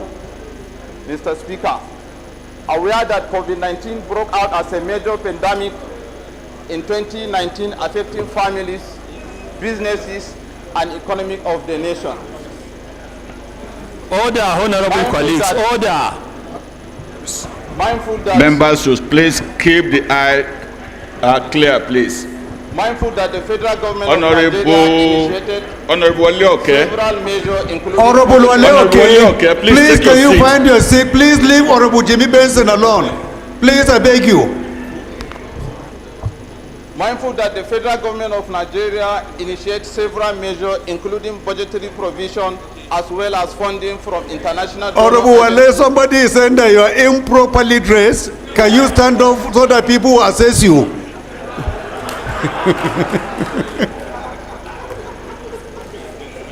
Mindful that the federal government of Nigeria initiated several measures, including budgetary provision as well as funding from international donor agencies to combat COVID-19 pandemic on the citizen. Concerned that lack of proper accountability of funds allocated for COVID-19 intervention by the federal government and global donor agency could partially lead to negative economic rating and loss of opportunities for Nigeria. Resolve, mandate the Public Account Committee to investigate the expenditure of funds appropriated or disbursed as COVID-19 intervention to ministries, departments, agencies of federal government from 2020 to 2022 and report back within 4 weeks for further legislative Honorable action. Kuye, you should please return to your seat. Honorable Kuye, please, you should Honorable, please, second. Honorable Kuye, please return to your seat. Don't distract the speaker. Whip has not recognized you. We better go and beg him more. He is in charge. Thank you, No, I didn't hear him. So the DS has overruled you. Thank you, Mr. Speaker. Right Honorable colleagues, I'm Dacho Musa Bagos, representing the good, great people of Jos South, Jos East Federal Constituency. I rise to second the motion as moved by Honorable Zacharias. Thank you. Honorable Jaha.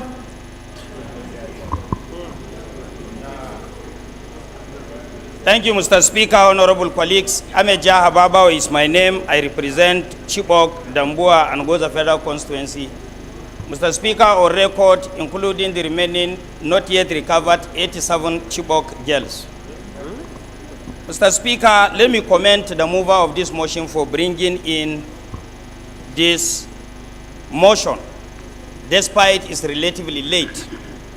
Mr. Speaker, if you look at the amount, honorable colleagues, involved in fighting the COVID-19 pandemic in Nigeria, can construct a standard specialist hospital in every constituency of 360 honorable members.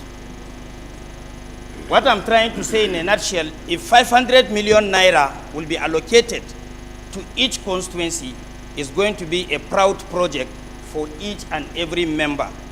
Mr. Speaker, it may interest you to know that the whole world is watching us and Nigerians are watching us. As part of the pandemic interventions, they went even to the extent of constructing roads that has nothing to do with human life. It has nothing to do with provision of healthcare facility or services. So, Mr. Speaker, I commend this motion, and it should be handled with absolute seriously and commitment for Nigerians to know that we are on the same page with them. Your Excellency, honorable colleagues, you may equally recall that as part of the pandemic, this House was accused at certain time in the 9th Assembly that we were given money to go and give our constituents, which, as a member of the 9th Assembly, our colleagues from the 9th Assembly can testify to that. No penny was given to any honorable member to go and share as palliative as a result of COVID-19 intervention in our various 360 constituencies in 9th Assembly.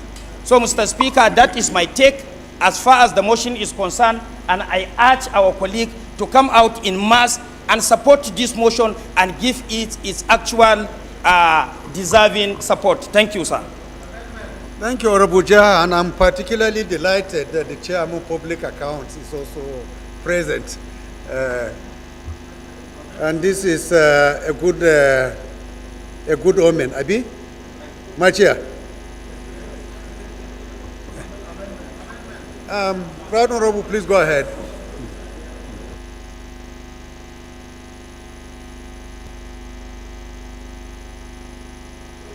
Mr. Speaker,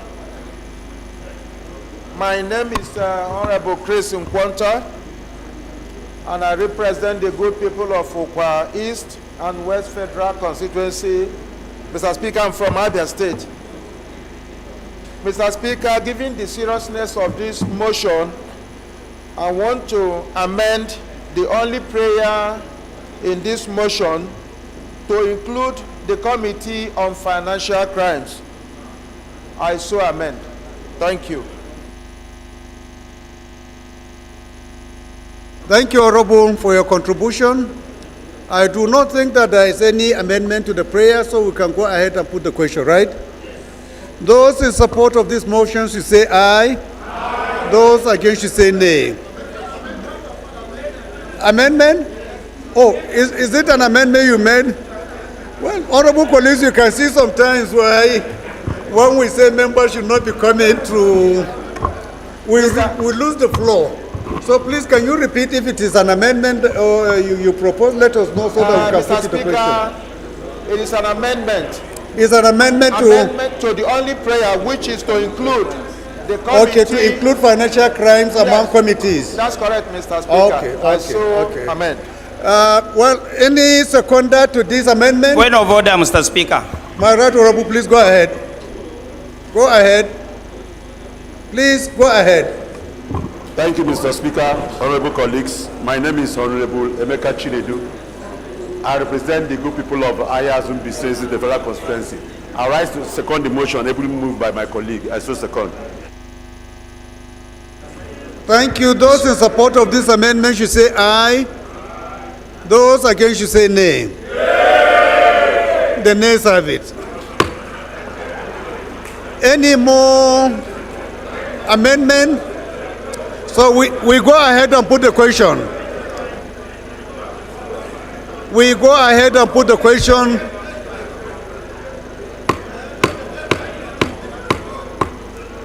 Please, let's be orderly, please.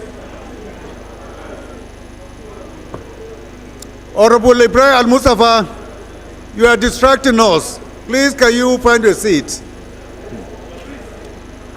So please, honorable colleagues, let's put the question. Those in support of this motion as amended should say aye. Aye. Those against should say nay. The ayes have it. This motion is referred to the Committee on Public Accounts. The eighth order of the day is a motion on the abandonment of the Kaduna Eastern Bypass Project. Standing in the name of Honorable Hussein Mohammed Jallo, Honorable Mohammed Jallo is hereby advised to move the motion. Mr. Speaker, honorable colleagues, I'm Husseini Mohammed Jallo, representing Igebi Federal Constituency of Kaduna State. My motion is the abandonment of Kaduna Eastern Bypass Project. The House notes that the proposed Kaduna Eastern Bypass Project is expected to be a massive of Right, honorables, please kindly sit down. I could see Deputy Chairman walk. Standing, please find your seats. Please allow the honorable member to raise his motion. Thank you. The House notes that the proposed Kaduna Eastern Bypass Project is expected to be a massive 48 kilometers stretch of road that connects the Kaduna metropolis with Federal Capital Territory and about 11 other states in the country. Also note that the contract for the construction of the road was initially awarded in 2002 Honorable Bagos. to an indigenous farm at the cost of Honorable 16 Bagos, billion please take your seat. naira, but was later abandoned until 2017 when the federal government upscaled the cost to 38.19 billion. and set the deadline for the completion in 2021. Aware that in 2019, the Federal Executive Council considered and approved an augmentation increase the contract with a sum of 36.459 billion, thus bringing the total cost of the project to 74.649 billion. Also aware that the train... Honorable Wale, are you the same person I saw moving out? Because I'm seeing a different person now. The same person? You are most welcome. Also aware that after the train attack of March 2022, the contractor suspended the work on the first section of the road, citing security concerns. Concerned that despite the huge fund dedicated to the construction of the road and the obvious improvement of the security in the area, the project remains abandoned till date. Cognizant that the road infrastructure is critical to the development and prosperity of the people and the country as a whole, the House resolved to urge the Federal Ministry of Works to ensure completion of the Kaduna Eastern Bypass project. 2. Mandate the Committee on Works to investigate the release and utilization of the funds approved for the construction of Kaduna Eastern Bypass from 2017 to date, and to ensure that all factors frustrating the completion of the project are resolved and the project is completed within the shortest time and report back within 6 weeks for further legislative action. I so move. Thank you.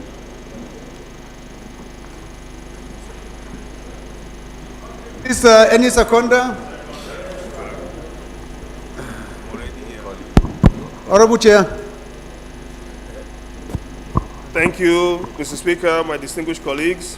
I rise to second this very important motion ably moved by my colleague. This is an infrastructure-related motion, so there will be no need for any debate.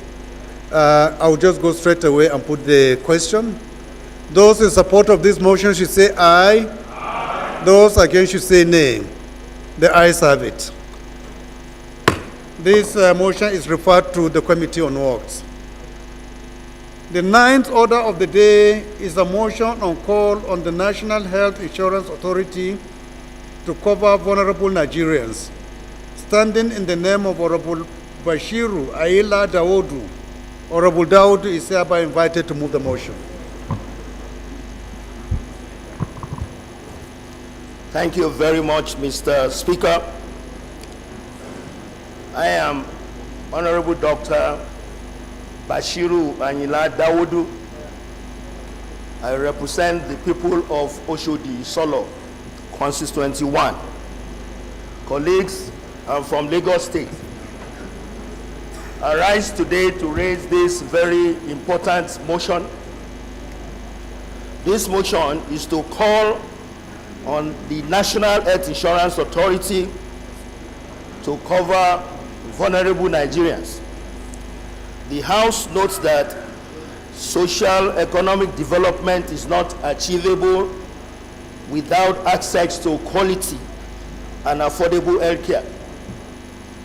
Also notes that the World Health Assembly in 2005 adopted universal health coverage as part of the SDG Agenda 2030. Aware that after 23 years, only 5 million Nigerians have enrolled in the Honorable Patrick, please pay attention. Aware that after 23 years, only 5 million Nigerians have enrolled in the National Health Insurance Scheme, while over 70% pay out of pocket for health care. Worried that over 83 million vulnerable population comprising pregnant women, children, under 5 persons, and persons with special needs, and the elderly are most affected. Thus, Nigeria is unable to meet the targets of universal coverage, thus increasing the rate of out-of-pocket health expenditure. Cognizant that the healthcare crisis cannot be resolved without universal health coverage, which cannot be achieved without meeting the target of the National Health Insurance. Regrets that the National Health Insurance Authority Act of 2022 mandates health insurance for all citizens and legal residents, which has failed.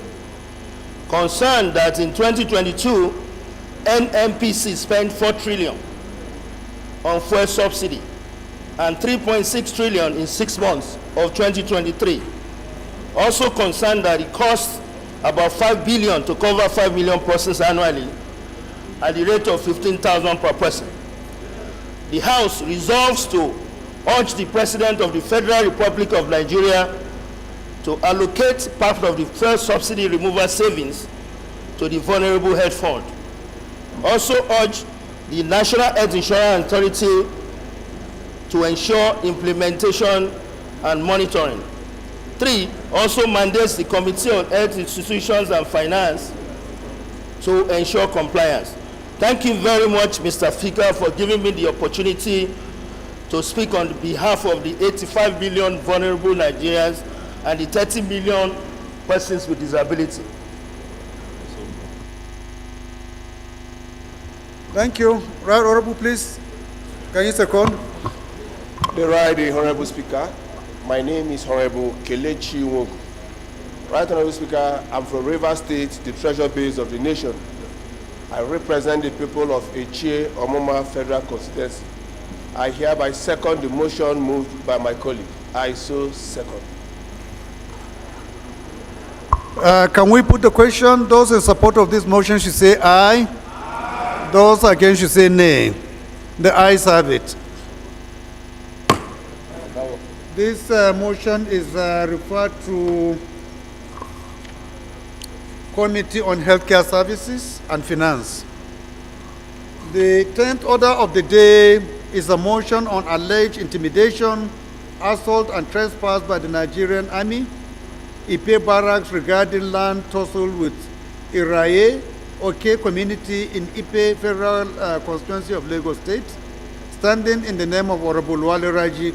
Honorable Wale Raji is hereby invited to move the motion. Thank you, Mr. Speaker. My name is Wale Raji. I represent the good people of Ekpe Federal Constituency in Lagos State. I stand to move the motion on alleged intimidation, assault, and trespass by the Nigerian Army, Ekpe Barracks, regarding the land tussle between Iraye-Oke community in the Ekpe Federal Constituency of Lagos State. The House notes that a petition against the Nigerian Army, Ekpe Barracks, by the Iraye-Oke community over acts of intimidation, assault, and trespass of 329.588 hectares of land was presented before the House on October 4, 2023 for investigation and resolution. Concerned that since the petition, soldiers from Ekpe Barracks have embarked on forceful acquisition of the people's houses, lands, and fishing ponds by extending the fence of the army barracks to cover this property and stationing armed soldiers at the perimeters, thus denying the owners access to their property. Also concerned that the people now live in constant fear of attack from the Nigerian Army, as many of them have fled their homes and farmlands, which is their major source of livelihood. Worried that if the Nigerian Army is not prevented from carrying out further acts of intimidation, harassment, and acquisition of Iraye-Oke communal land, pending the resolution of the petition before the House, the people may suffer irreparable damages.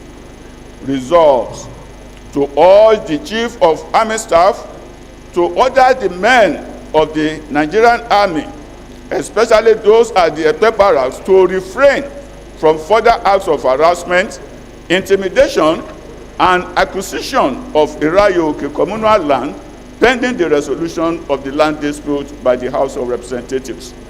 2, mandate. Chief, can you please take your seat? Mandate and the committee. Honorable Abubakar as well. 2, mandate the Committee on Army to ensure compliance. Mr. Speaker, I so move. Thank you. Any seconder? Honorable Abaruna, please go ahead.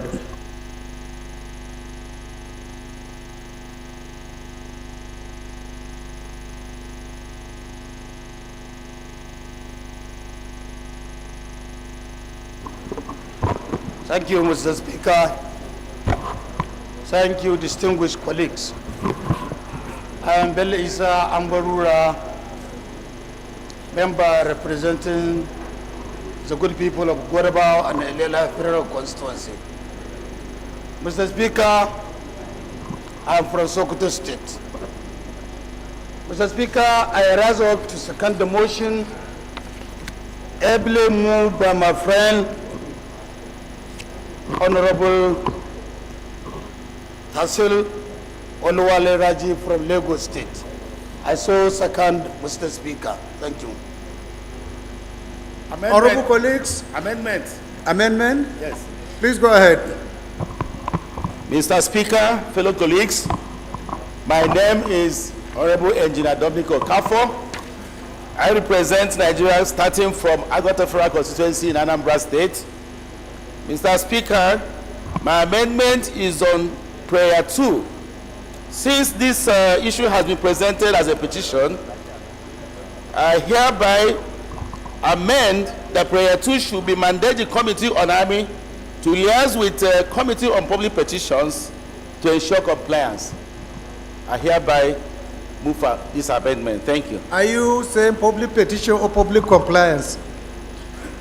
Legislative compliance, sorry. Public petition, is that the one you are saying? Yes, public petition, yes. There was a petition earlier? Exactly, it has been presented as a petition. Okay. So, honorable colleagues, that's the amendment proposed. Any seconder? Yes, honorable, please go ahead.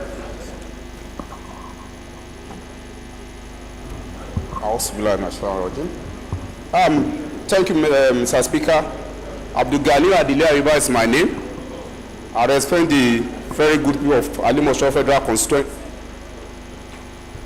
The largest... Usman Banye, please, can you find your seat? Please sit down. The largest local government in Lagos State and Anambra State, Nigeria. I rise to second the amendment able by my colleague. I so second. Thank you. Honorable colleagues, those in support of this amendment should say aye. Those against should say nay. The ayes have it. Any more amendment to the prayer so we can go ahead and put the question? Those in support of this motion as amended should say aye. Those against should say nay. The ayes have it. This motion is referred to the Committee of Army.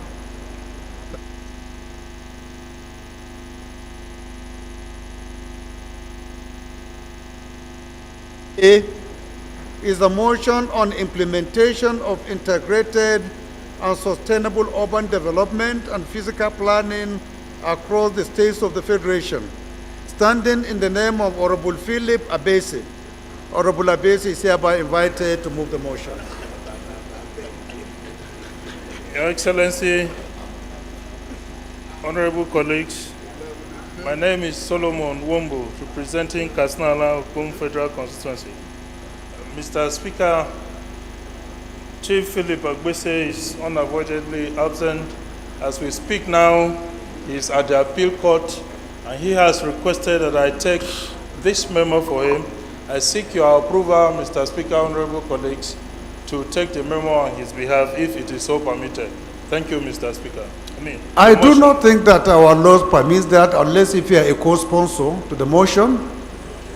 That's the only ground that you have to actually represent another. But if you are not, we can step this motion and allow him to take it in, at another legislative date. As the Speaker pleases. So, honorable colleagues, this motion is stepped down by the leave of the House. Thank you.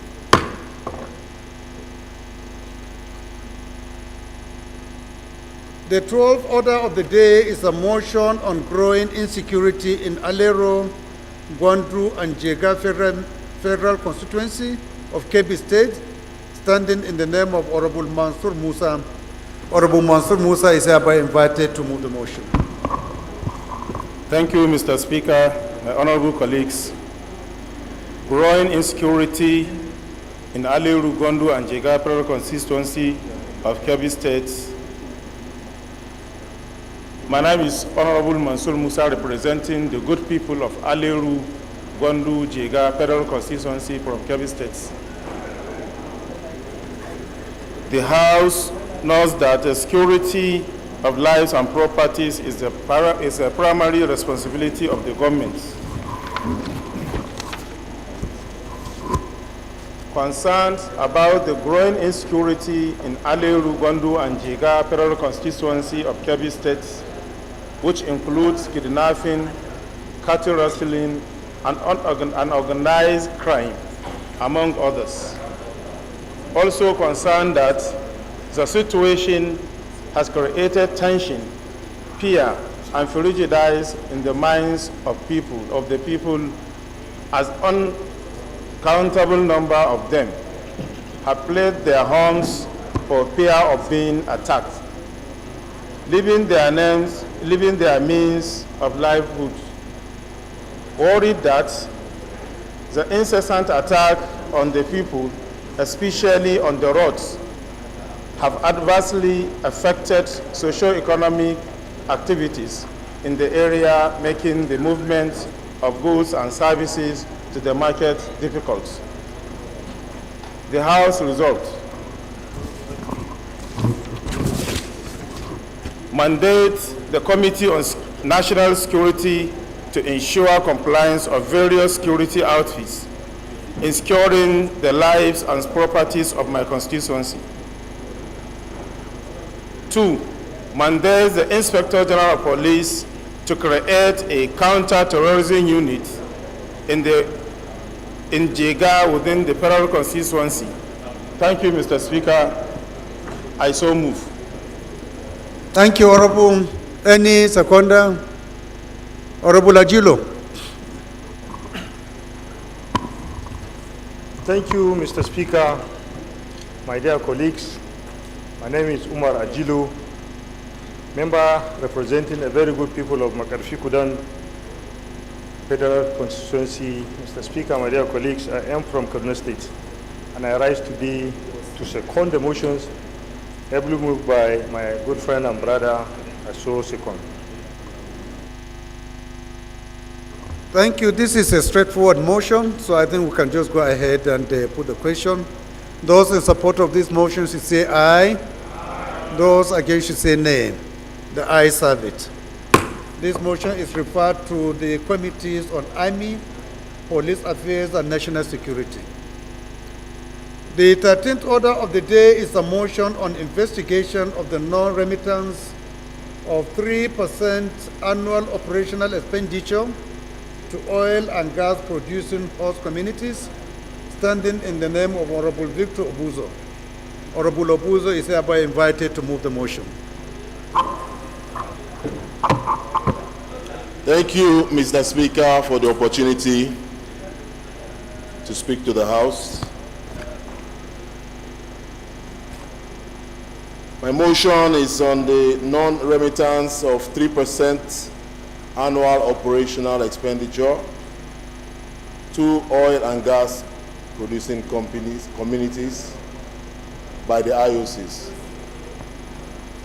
So the House notes that Section 240 of the Petroleum Industry Act, the PIA, stipulates that oil and gas companies should remit 3% of their annual operational expenditure to oil and gas producing host communities via the Host Communities Development Trust Fund. The House also notes that the main objective is to foster sustainable prosperity within host communities, provide direct social and economic benefits, and enhance harmonious coexistence.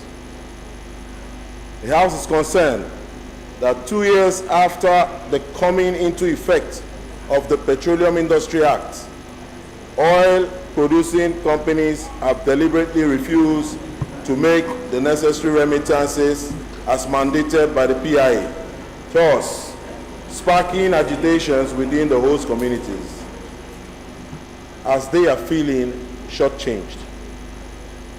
The House is aware that the Nigerian Upstream Petroleum Regulatory Commission, which is mandated to facilitate speedy implementation of the 3% OPEX, has awarded a penalty of $1.8 million to the defaulting oil companies, which is to be paid at the rate of, Mr. Speaker, permit me to note a correction. It's not 52,500 naira, it is $2,500 per day, as stipulated by the Petroleum Industry Act. Mr. Speaker, permit me to say that NUPRC held a conference and gave a deadline of the 30th of September, which they have defaulted.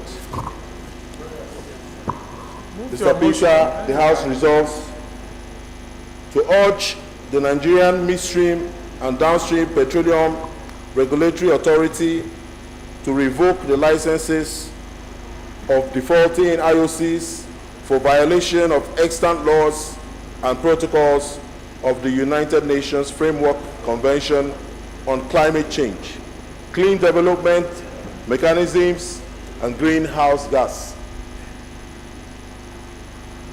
Mr. Speaker, we urge the House to also mandate the Committee on Host Communities, Petroleum Resources Downstream, and Petroleum Resources Midstream to investigate the non-remittance of 3% of their annual operational expenditure to the Host Community Development Trust Fund by the international oil companies, and report back within 6 weeks for further legislative action.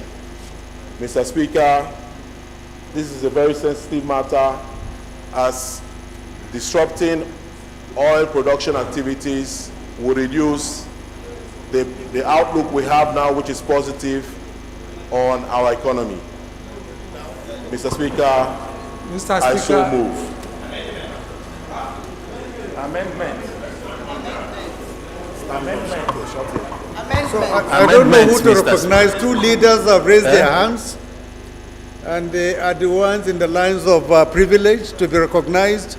So which among should I recognize first? The leaders. Honorable George. Amendment. You want to amend? Yes, okay. They've not. We have not seconded. First, let's second, and then we can go for amendments. Honorable Salami, please go ahead. Thank you, Mr. Speaker. Bamidele Salam, at the north, at the south, at Bedore, Jigbo Federal Constituency of Osun State. Mr. Speaker, I rise to second the motion that is ably moved by my colleague, Honorable Victor Obuzo. I so second, Mr. Speaker.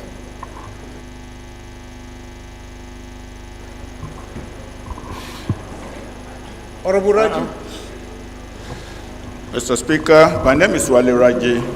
I represent a peripheral constituency of Lagos State. My amendment is to move that prayer 1 be deleted because it contradicts prayer 2. Prayer 1 is talking about application of sanction, and I believe that investigation should be conducted before applying sanction. It is the outcome of the investigation that will determine the necessary action to take. So consequently, I move that prayer 1 of the motion be deleted. Thank you. Any seconder to this deletion of prayer 1? Honorable, please go ahead. Mr. Speaker, dear colleagues, my name is Honorable Kale Jaya Deboye Paul. I represent the good people of Ajiromi Ifelodun Federal Constituency, the mini Nigeria. I'm from Lagos State, the state of aquatic splendor. I rise to second the amendment as ably moved by Honorable Raji. I so second. Thank you, sir.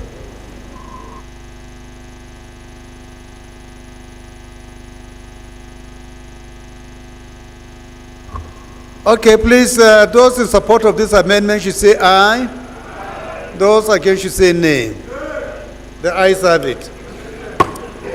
Any comment or amendment? Or Busari Soli? Mr. Speaker, my name is Sada Soli, representing Jibia Kaita Federal Constituency. Mr. Speaker, I come from Katsina State. Mr. Speaker, I want to contribute on this very important motion because of the history of this legislation. Mr. Speaker, I'm surprised if the Commission cannot take advantage of this legislation and invoke Section 235 of the Act, if I could remember vividly.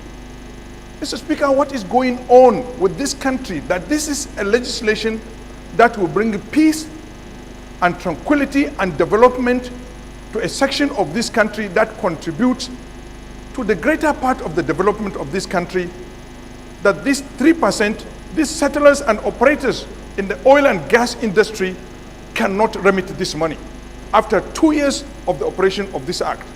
Okay, this act said after 2 years, they must begin to remit. I could remember in September, early September, the Commission gave an instruction that at the end of September, any operator in the oil industry, in the oil and gas, that's the settlers and the operators, if they do not remit, they will revoke their license. And yet here, the National Assembly, the House of Representatives in particular, is urging them to do their job. I think something is wrong, Mr. Speaker. Why should the National Assembly even express an opinion for a government agency that was created by law to do its job? Something must be wrong somewhere. Why is it the two important innovation of the PIA is the Frontier and the Host Community Development Trust Fund? We can see the advantage of the Frontier Fund. We can see what the discovery in Bauchi. We can see now the discovery in Nasarawa. It's all because the money was generated, the 30% profit oil and the 30% profit gas. What is the problem that this 3%, these operators cannot remit it? Mr. Speaker, I don't think we should even appeal to them to do their job. I think they should be sanctioned. The President should look into this matter and get these people to do their job. Thank you, Mr. Speaker. Thank you, Honorable. Relevant committees, take note of this advice. We need sometimes to be using the stick rather than the carrot. So if some of these agencies are not doing the needful, it is our responsibility to bring them into line. So please take note of these recommendations and see how we can forge forward. Any more amendments? Please go ahead, sir.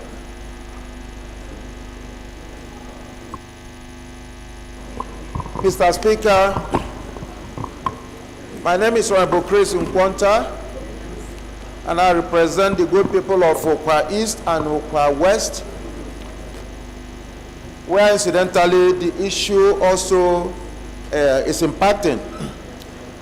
Mr. Speaker, I want to make amendment on prayer number 2. There is a conspicuous absence of a committee on climate change. I want to amend that the committee on climate change should be included to read committees on host communities, petroleum downstream, and that of climate change. I so amend. Thank you, my brother.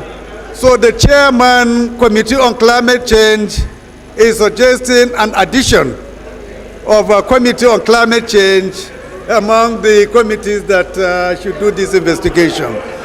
Any seconder? Any seconder? Any seconder? Chair.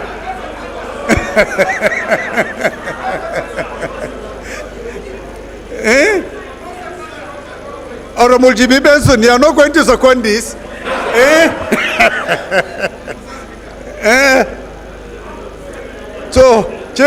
You have no seconder, so what do we do now?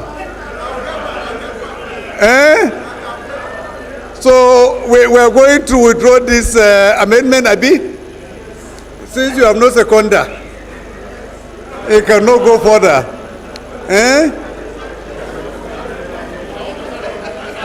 Pardon?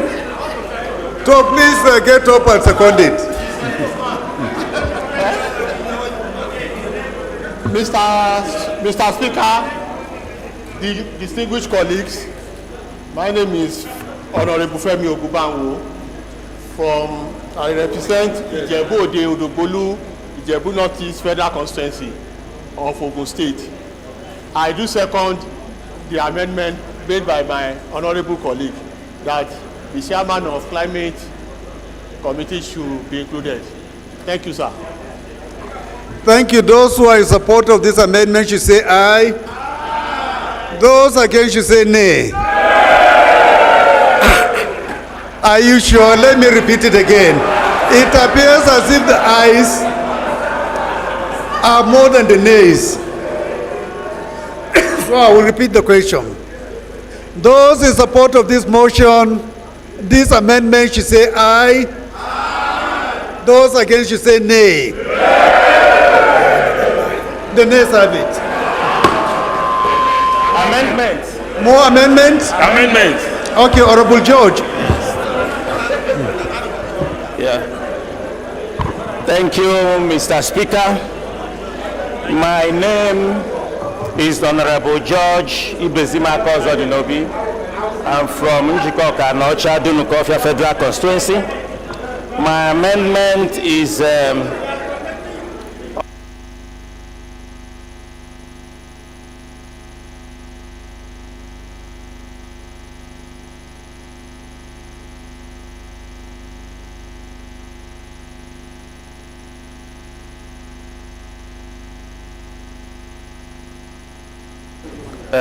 community.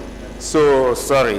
The Committee on Gas Resources, I'm pleading that it should be added in this part of the investigation. I saw. Thank you. Yes, thank you. Any seconder to this? Honorable Alimadaki. Mr. Speaker, my honorable colleagues, Aliyu Madaki is my name, and I stand to strongly support the amendment as proposed by the Deputy Minority Whip. I so second. Those in support of this amendment should say aye. Aye. Those against should say nay. So what happened? When my friend included climate change, is it because? So, those in support of this motion of the day. Any more amendments? Is it Honorable Ibrahim there? Please go ahead.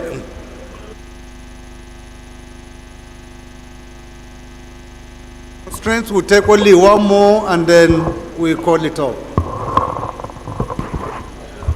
Thank you very much, Right Honorable Speaker. Honorable colleagues, I remain Architect Ibrahim Al-Mustafa Aliyu, member representing Wurno Rabah from Sokoto State. Mr. Speaker, honorable colleagues, my amendment is on the inclusion of House Committee on Petroleum Resources upstream. We are talking about international oil companies. And the Committee on Petroleum Resources upstream is not included in the committees that will investigate this alleged non-remittance of 3% to the host communities. So I move that the House Committee on Upstream should be included among the committees. I so move, Mr. Speaker. Any seconder? Yes. Any seconder? Yes, Honorable, please go ahead. Mr. Speaker, sir, honorable members, my name is Honorable Mohammed Dang Abbashehu, member representing Zaki Federal Constituency from Bauchi State. Mr. Speaker, Honorable Bello, can you please tell us where we are? Please, can you sit down? Where are we? I'm from Zaki Perel. Amendment, sir. I stand to amend. What are we doing, Honorable Bello? Mr. Speaker, apologies. We are seconding an amendment regarding host communities, whether it's upstream or downstream. Sorry, I was making noise. No, it's upstream. Your reward. You are now promoted to come to the front lane. That's your reward. And sit next to Honorable Raji until we adjourn for break. Please come and sit at the front. It's a promotion. May I continue? For giving the very correct answer. May I continue? Mr. Speaker, sir, my name is Honorable Mohammed Ang Abbashehu, member representing Zaki Perel constituency from Bauchi State. I stand to second the amendment made by my colleague. I so second. Thank you. Those in support of this amendment that petroleum upstream should be included should say aye. Those against should say nay. The ayes have it. So those in support of this motion as amended should say aye. Those against should say nay. The ayes have it. So this motion is referred to the committees on host community, petroleum resources downstream, and gas. Any other? And upstream as well. Thank you. The 14th order of the day is a motion on controlling the flood ravaging Ado-Odo, Ota Federal Constituency of Ogun State, standing in the name of Honorable Akinosi Olatunji. Honorable Olatunji is hereby invited to move the motion. Mr. Speaker, distinguished colleagues, I'm Engineer Tunji Akinyosi, a fellow of the Nigerian Society of Engineers. I represent the good people of Ado-Odo, Ota Federal Constituency in Ogun State. Mr. Speaker and my colleagues, you are all invited to note that devastating floods in Alakpoti, Iju, Ilogbo, Abule Sale, Songo, Orile Egboko, Ijako, Ajibode in Ado-Odo, Ota Federal Constituency of my state have submerged homes and displaced families, particularly along the Lagos-Abeokuta Express Road. Also note that the Lagos-Abeokuta Federal Highway serves as a vital link for business activities connecting Ogun State to other western states. Further note that the flood which displaced inhabitants and disrupted business activities along the highway is beyond the state government's control and require urgent federal intervention. Worried that critical infrastructure such as roads, electricity, schools, and hospitals have been destroyed and residents have lost some of their homes and other sources of livelihood in the said flood. Also worried that if the flood menace is not urgently controlled, sections of the road that we are managing, Mr. Speaker, will be destroyed wholly. Resolved to, 1, urge the Federal Ministry of Environment, Ecological Fund Office, and the Federal Ministry of Works to tackle this menace of flooding and erosion in my federal constituency. Also urge the National Emergency Agency, NEMA, to provide relief materials to the affected victims. I plead that we further urge the Ministry of Works to commence repairs and reconstruction of the affected parts of the road. 4, to set up a NEMA station in Ado-Odo, Ota Federal Constituency to assist residents. 5, to mandate the Committee on Emergency and Disaster Preparedness to ensure compliance. Thank you, Mr. Speaker, for the opportunity. Honorable Dr. Gwini. Thank you, Mr. Speaker. I am Suleiman Abubakar Gumi. I represent the good people of Gumi, Buku and Federal Constituency from Zamfara State. My amendment goes as prayer 3. No amendment. Go by him now. No, I thought you amendment. Amendment. Okay. I second the motion moved by my colleague. I so second. Okay, so let's take the amendments. All right, the amendment prayer 3 says, urge the Federal Ministry of Works to commence repairs. So that means the prayer 5 should mention, work should be added to prayer 5, which should read, mandate the Committee on Emergency and Disaster Preparedness and works to ensure compliance. I so move, Mr. Speaker. Any seconder to this amendment? Any seconder? Honorable from Kano. Oh, am I not saying properly? Barrister Muhammad. You see, whenever I see a red cap, is that I recognize it from Kano or from the southeast. But this time around, I think it looks more like Kano. Please go ahead. Mr. Speaker, my name is Barrister Muhammad Bello Shehu, representing the good people of Fagi Federal Constituency.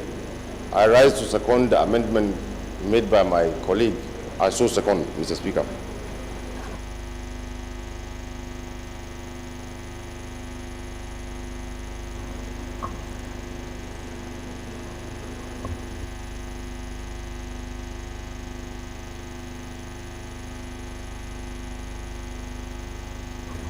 So we put the question, those in support of this amendment should say aye. Those against should say nay. Any more amendments? Okay, Honorable Kafilat.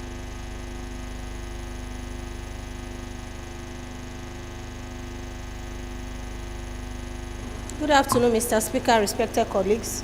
I rise for and on behalf of the people of Koshofe Federal Constituency to amend this motion.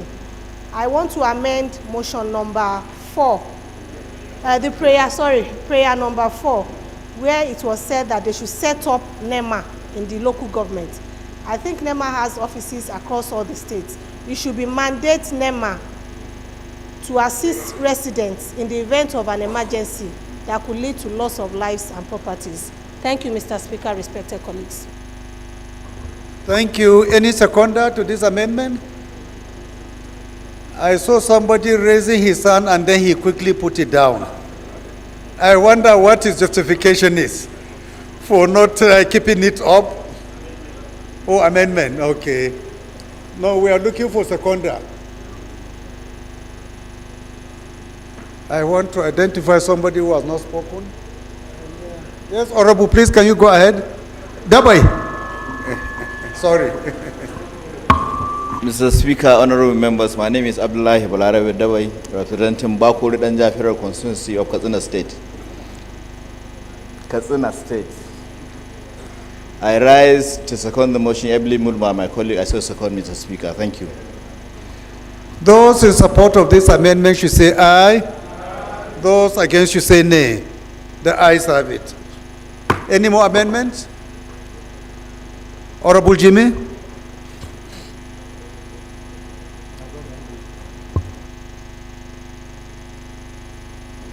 Thank you very much, Mr. Speaker.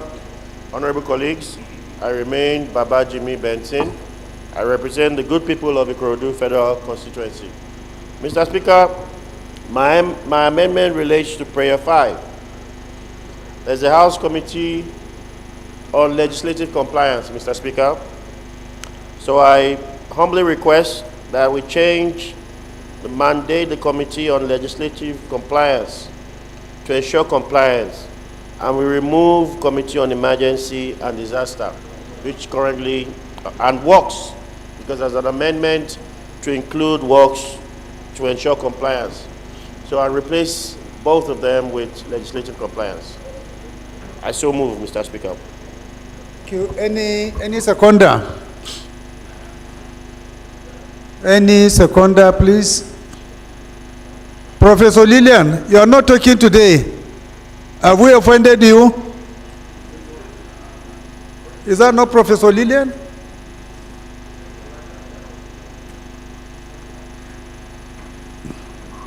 So please second this motion if it agrees with your position. Mr. Speaker, honorable colleagues, I stand here today to second this motion ably moved by my colleague. I so second. Thank you. I'm sorry, Professor Lillian Orobu, representing the good people of Oka North and South Federal Constituency, Anambra State. Thank you. Those in support of this amendment should say aye. Those against should say nay. The ayes have it.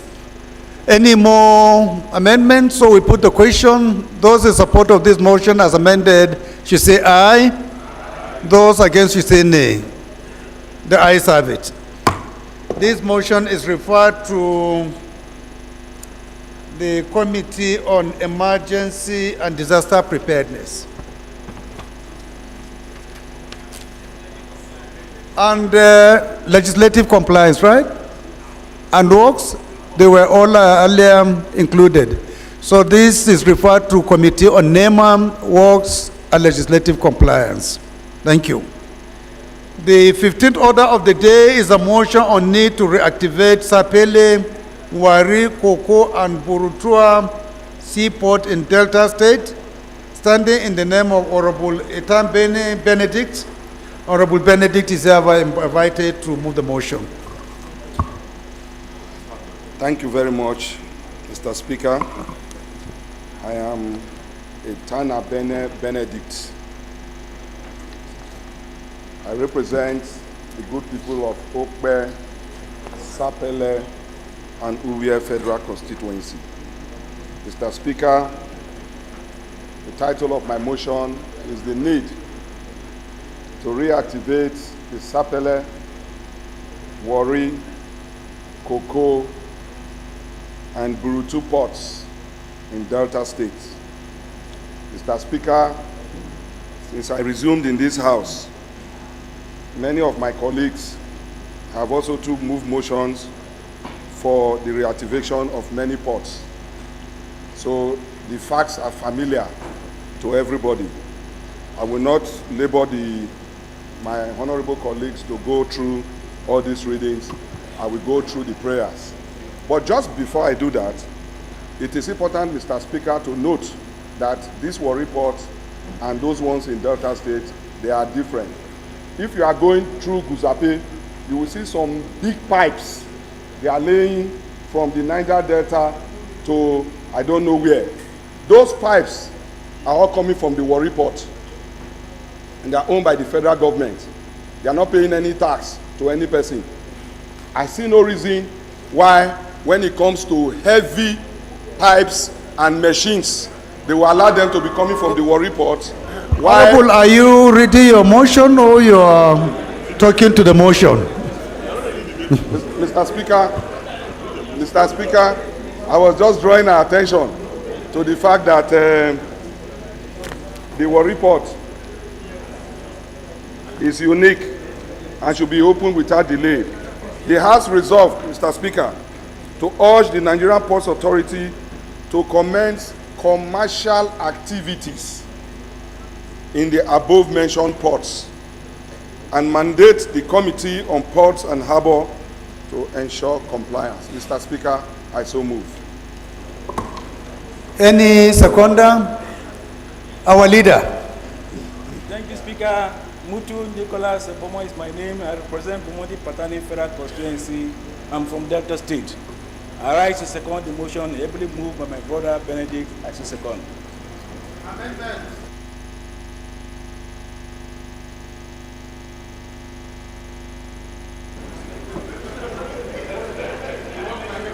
Amendment.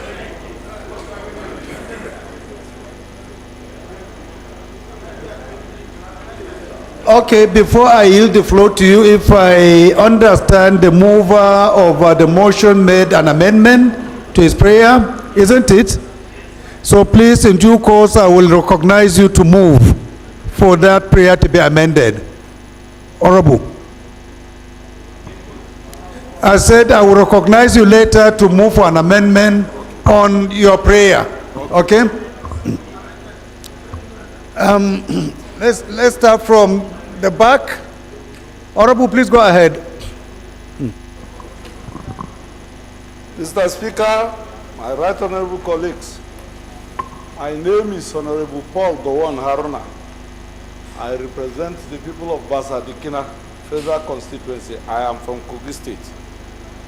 Mr. Speaker, concerning this port policy of the federal government of Nigeria, sometimes ago... Can you go straight to your amendment? Because this is a disaster-related motion which does not require any debate. You Yes, understand? Mr. So if you Speaker, have an amendment to the prayer... my amendment should read like this. Yeah, okay.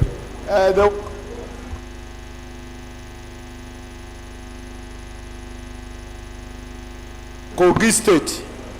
They brought equipment to Lokoja for some time for dredging of River Niger and Benue.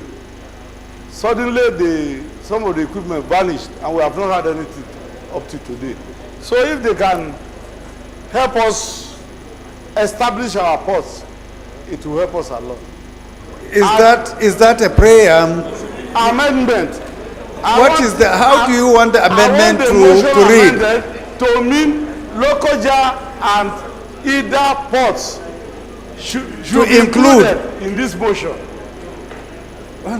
The establishment and full operation, they should see to its full operation. Honorable colleagues, you have heard him, so please, any seconder to this amendment? Right, Honorable, please go ahead. Mr. Speaker, I am Honorable Inwa Garba. I rise to support and second the amendment looking at the economic importance of those ports that have been abandoned to be included, including the dredging of the River Niger, as he proposed in his amendment, sir. Those in support of this amendment should say aye. Aye. Those against should say nay. The ayes have it. Any more amendments? Honorable climate change, I hope this time around it will be a day. I said, I hope this time around your amendment will see the light of the day. Mr. Speaker, it is my prayer that this amendment will be supported by my honorable colleagues. Mr. Speaker, once again, my name is Honorable Chris Nkwanta, and I represent the good people of Okwa East and Okwa West Federal Constituency in Abia State. Mr. Speaker, the amendment has to do with the heading of this motion, which will save us the trouble of me preparing a motion again on the same matter. I want to amend the heading to read, need to reactivate Sapele, Warri, Koko, Burutua, Port Harcourt, and Calabar ports in Delta, Rivers, and Cross River States. I so amend, Mr. Speaker. That's a big one.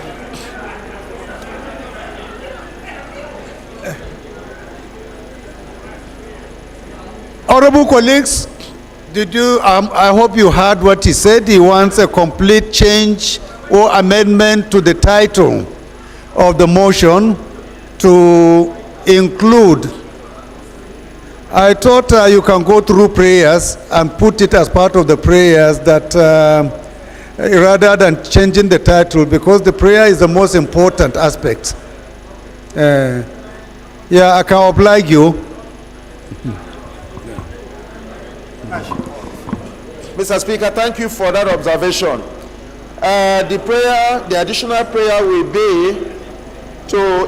be amendment to add prayer number 3 to include Port Harcourt and Calabar ports when these ports are all reactivated, because what is happening now, Mr. Speaker, is that virtually all the dry cargo coming into Nigeria go to the 2 ports in Lagos. Are you adding or you are amending? Because I know the honorable member from Niger added some ports over and above what has been earlier. Are you adding that?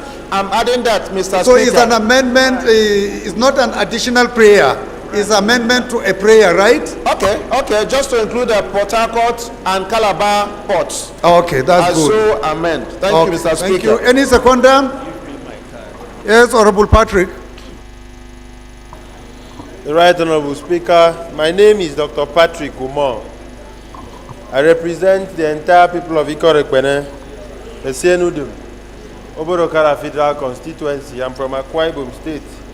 I rise to second the amendment ably moved by my friend Chris Okwanta. I so second. Those in support of this amendment should say aye.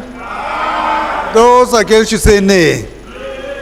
Thank you. Congratulations, Honorable Chair.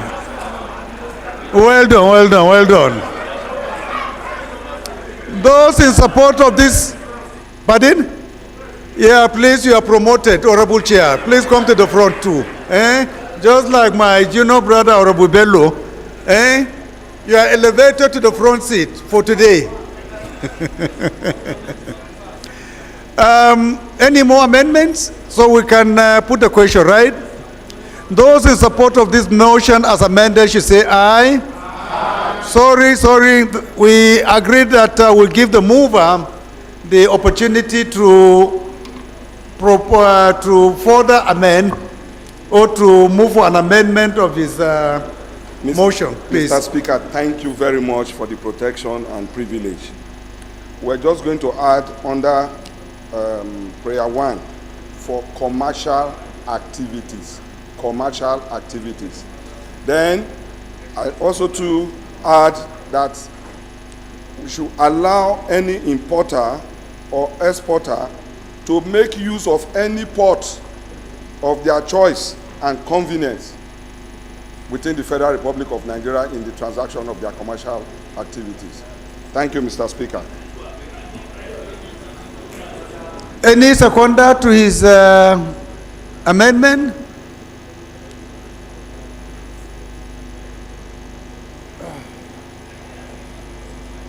The young parliamentarian at the back, near Honorable Martins, go ahead. Please go ahead.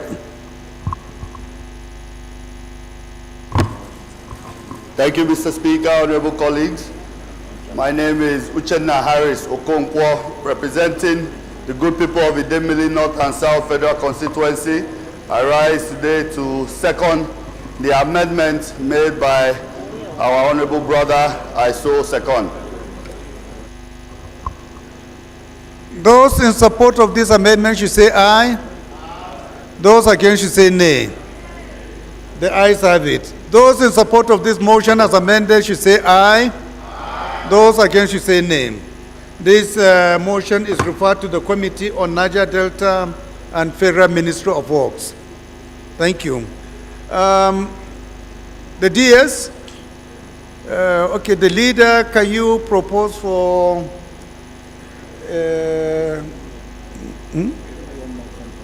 only one motion?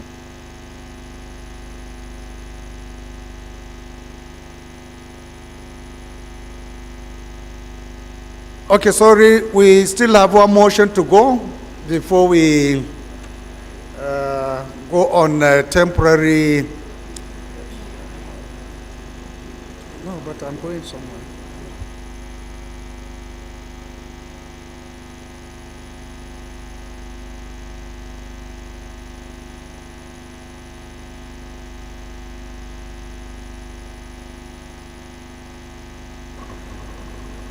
So, honorable colleagues, we go to the 16th order of the day, which is a motion on declaration of state of emergency on East-West Road and return the road construction to the Ministry of Niger Delta Development, standing in the name of Honorable Ogona Ozaribo.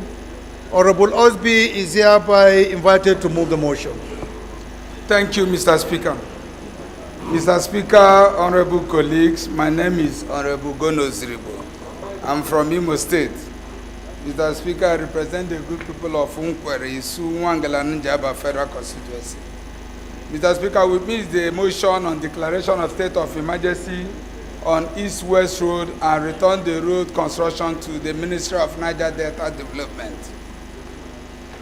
The House should know that the 338-kilometer east-west road dualization project linking Warri to Oron through Kayama, Ahoda, Port Harcourt, Ogoni, and Eket was awarded in 2006 by the administration of President Olusegun Obasanjo for the development and opening up of the entire Niger Delta region to the industrial southwest region. The House should also note that from 2006 to 2009, the Federal Ministry of Works and Housing achieved only 8% work on the road before former President Umaru Musa Yar'Adua transferred it to the Ministry of Niger Delta as a flagship project. The House should further note that from 2009 and 2021, the Ministry of Niger Delta Development was able to drive the project to 80% completion, sources for additional funding from the Subsidy Reinvestment and Empowerment Program, SHORT-P, and a loan from African Development Bank, which resulted to the completion of Section 1, Warri to Kayama, which is 87 kilometers, Section 2, Port Harcourt to Ahoda, which is 47 kilometers, Section 3, One Junction to Eket, which is about 84 kilometers. The House is aware that the Ministry of Niger Delta Development obtained approval for the redesign and award of contract of the 15-kilometer Eleme Junction to One Junction and the 9.75-kilometer Eket bypass, respectively. Also aware that the reconstruction upgrading of the 15-kilometer between Eleme Junction and One Port Junction was redesigned in 2014 from 4-lane to 6-lane dual carriageway with flyovers at One Port, Refinery, and Elalongwa Junctions, and the construction of dual carriageway 9.75 Eket bypass were all conceived by the Ministry of Niger Delta Development to decongest the Eket urban area in 2019. Further aware that the administration of President Muhammad Buhari did not place priority on the East-West Road project, as allocation by the Budget Office of the Federation was barely enough to cover the salaries and overhead expenditure of the ministry. And also as a result of these poor releases between 2015 and 2021, completion was further delayed and resulted to the contrast units raised becoming obsolete and due to inflation. Again, aware that the envelope budgeting system currently being practiced, from which salaries and overhead expenditures of the MDAs are executed, cannot deliver the East-West Road to completion, particularly because of the Ministry of Niger Delta Development had to source extra budgetary intervention from SHORT-P and African Development Bank between 2012 and 2015 to enable it to complete Section 1 and 3 of the road. The House is convinced that the non-completion of East-West Road is not linked to issues of technicality or lack of competence, but funding. And as such, for the road to be completed, there is need for a presidential declaration of state of emergency on it, as demonstrated in the construction of Second Niger Bridge and other laudable projects, whereby the president had to secure special funding for the road project. Considering that the transfer of the East-West Road project from the Federal Ministry of Works and Housing to the Ministry of Niger Delta Development in 2009 had the Federal Executive Council approval and the Federal Ministry of Justice input, whereas the handover of the Ministry of Niger Delta Development to Federal Ministry of Works and Housing in 2022 has no Federal Executive Council approval. The House is also convinced that the Ministry of Works, which is galloping with over 4,000 kilometers of road construction nationwide, will be hard-pressed with funding for the numerous projects under its preview, and as such may not be able to meet the funding demand of the East-West Road project. The House is informed that on the request of the Ministry of Niger Delta Development, the Federal Ministry of Finance, through the Debt Management Office, made provision for the sum of 10.4 billion under the 2021 Succo bond insurance, and that 20.4 billion was assessed by the Federal Ministry of Works and Housing. Yet no work has been done on the project to date, apparently because of lack of commitment as against the total commitment from the Ministry of Niger Delta Development. The House is concerned that the federal government was uninformed to consider taking away the East-West Road project from the Ministry of Niger Delta Development, which was not only able to achieve 80% completion with limited funding, but also had the technical expertise and competence as well as the blueprint of the East-West Road. The House is informed that the Ministry of Niger Delta Development, before they hand over to the Federal Ministry of Works in 2022, has planned to intensify the search of funding source to complete the remaining Section 2-2 Ahuda to Kayama and 3A Element Junction to Ole Ports Junction and 4 Eke to Oron and Eke bypass by the first quarter of 2023. The House is worried that the construction of the East-West Road for the people of Niger Delta region, if not completed, the social economic benefit for the people of the Niger Delta will continually be eroded. Let this Honorable House do resolve. 1. To urge the President and Commander-in-Chief of Armed Forces of the Federal Republic of Nigeria to A. Declare a state of emergency on the East-West Road. Mr. Speaker, by the leave of this House, Mr. Speaker, I wish you permit me to reframe the B aspect of these prayers to now read that the House or the President and Commander-in-Chief of the Armed Forces of the Federal Republic of Nigeria to convene a national stakeholder summit involving all the governors from Niger Delta region, the NNPC Limited, and other international oil companies, etc., to, among other things, to articulate ways and means for the speedy completion of the East-West Road and avoid unending variations, and also mandate the Committee of Niger Delta Community to ensure compliance. I so move, Mr. Speaker. Thank you. Sorry, please, before I call for the seconder of this motion, let me please correct the committee I earlier referred to in the previous motion, that is Order 15, which was raised by Honorable Etabenin. The appropriate committee to be referred to supposed to be Committee on Ports and Harbour, not NDDC. Please take note of that correction. So I will invite some any honorable to second this motion. The only prince I recognize from the land of Edo, can you please second this motion? Thank you, Mr. Speaker.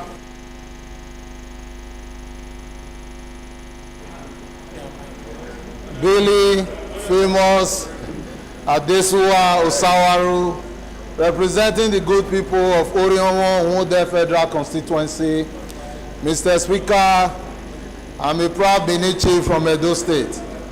Mr. Speaker, I rise to second the motion ably moved by my right honorable Ugona Ozurigbo. I so second, Mr. Speaker. Amendments. Thank you. Amendments? Amendments. Honorable, please, go ahead. Thank you, Mr. Speaker. My name is Isa Muhammad Anka, representing Anka Talata Mafara constituency. I'm from the Zamfara State. Mr. Speaker, from the data presented and the submission by my honorable colleague, I don't think this project called for declaration of emergency. A project that has reached 80% completion from his submission. 1. 2, the demonstration made by the former President, His Excellency Buhari, on the second Niger Bridge. In fact, he didn't call for declaration of emergency. He only thought for, other institution funds like NSI. So my submission here is that rather than to call for declaration of emergency, I think it's better we change the heading. And even the prayer should read, if you permit me, sir, that the President and Commander-in-Chief of the Armed Forces of Nigeria to mandate all the relevant institutions to immediately effect the completion of the remaining section of the project. I understand you are calling for deletion of prayer number... I am calling for the expansion... 1A? To expose, to expunge... Yeah, that's what I mean. Declaration. To remove that word emergency. Yes, yes. Is that emergency. what you are proposing? Completion, just say completion of the road, rather than calling for declaration. I think to call state of emergency. You are proposing for removal of 1A. Yes, sir. You are also proposing for something in place of it. Is that, if I understand what you are trying to say? Yes, sir. Isn't it? Yes, sir. So you have two, right? Yes. One to remove. And one to remove the state of emergency and replace it. The whole entire prayer of A to be removed. To be removed. And then you have an additional prayer or replace, what is it? It's an additional prayer you are bringing, isn't it? Yes, sir. So let's take the two together differently. Any seconder to his first prayer, that is prayer number 1A, declare a state of emergency on the east-west road be removed completely. Any seconder to this motion? Any seconder to this?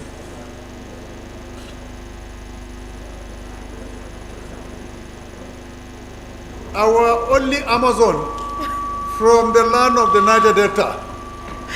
Thank you, Mr. Speaker. My very distinguished colleagues, I am Honorable Eriatake Ibori Swenu, member representing the great people of Ethiopia East, Ethiopia West Federal Constituency. I rise in my place this afternoon to support the motion as moved by our dear colleague. I beg to second. Thank you. Those in support of this amendment should say aye. Aye. Those against should say nay. I will put it again.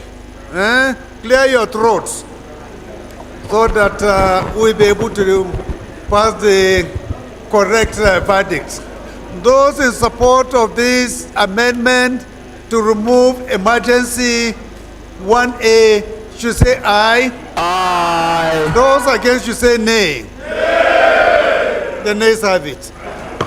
Amendment. The second amendment is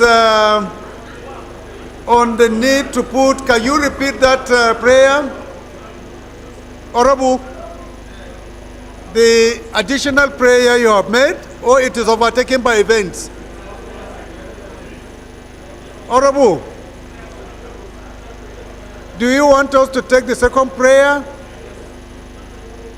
or is overtaken by events? Honorable Anka, pardon? Is overtaken by events. Okay, thank you. Any more amendments? Amendment. Honorable Martins. Thank you, Mr. Speaker. Honorable colleagues, my name is Martin Sesin. I represent the people of Oron, Mbo, Okobo, Udunko, Urefon Orugu Federal Constituency. Mr. Speaker, I'm from Akwa Ibom State, the destination state. I rise to propose an amendment on prayer 2 to now read, mandate the committee on Niger Delta Development Commission to ensure compliance. Mr. Speaker, I so propose. Are you adding NDDC committee, or you are substituting Niger Delta Ministry with NDDC? I don't know which of the two, so that people will be clear. I'm adding Niger Delta Development Commission committee. Okay. So any seconder to this amendment? Right, Honorable?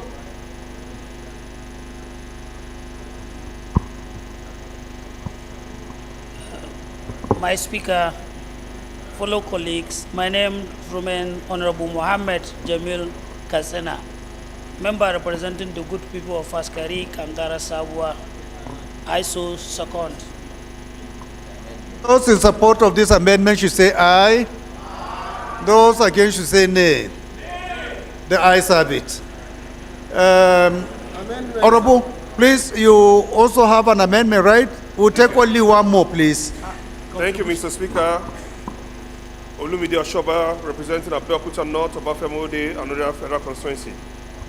The amendment that said Niger Delta Committee, I would like to add the legislative compliance with it, because as it is in the House, we always allow the Legislative Compliance Committee to ensure compliance with the Niger Delta Commission. Yes. Thank you, Mr. Speaker. Honorable colleagues, you have heard about the amendment. Any seconder to that? Yes, Honorable, please go ahead. Honorable Speaker, distinguished colleagues, my name is Architect Austin Asoma Chadon. I represent the good people of Gwe East, Gwe West Federal Constituency. I stand to second the amendment as moved by my colleague. Thank you. Those in support of this amendment should say aye. Those against should say nay. The ayes have it. Last amendment. The last one, please, because of time constraints. Thank you, Mr. Speaker. Kama Nkem Kama, representing the also people of Ohoza, Onitsha Federal Constituency. Mr. Speaker, I have a contribution to make on this motion. Mr. Speaker, this motion, I think, is overtaken by events already, because the Minister for Works had actually visited this site, and then the FEC agreed that the PPP should, will be used to carry out this particular project to complete it. Now, since FEC has agreed with the minister, it will be wrong for us in this house now to move this back to the Ministry of Niger Delta or to NDDC. That's my contribution, Mr. Speaker. Thank you very much. So are you suggesting that this motion should be stepped down? Yes, Mr. Speaker. Because it's overtaken by events? Absolutely, Mr. Speaker. Thank you very much. Any seconder to that? Any seconder that this motion is overtaken by event, it should be stepped down? Yes, Honorable, please go ahead. Right. No, right, seconder. Are you seconding? Yes, sir. Okay, go ahead. With little amendment, sir. No amendment, you just second straight. Please hear me, sir. I'm stepping down, sir. Please hear me. Right, Honorable Speaker, Honorable members, my name is Felix Ucheweke. I represent Eleme Tai Oyibo Federal Constituency. You are, Mr. Speaker, sir, it is proper to get the proper briefing. The amendment proposed by the last speaker that we should step it down is proper, because this motion is overtaken by event. The Ministry of Works has approval of Mr. President to do a comprehensive work on this road. And they are partnering with NPDCL on tax reforms. As we speak, RUCC has been mobilized Honorable, you are only seconding, you are not... I therefore second that we step down this motion, Mr. Speaker. Thank you, Honorable. So please, Honorable colleagues, if I get it correctly, there is no contribution when you are seconding this kind of... so if I get it correctly, we are talking about this motion. A prayer here is that the motion should be disregarded in its entirety because it's overtaken by events. So those who are in support of that position should say aye. Aye. Those against should say nay. Nay. The nays have it. So any more amendments? The last one. Okay, Honorable Ibrahim. Now will be the last one we'll take. Yeah.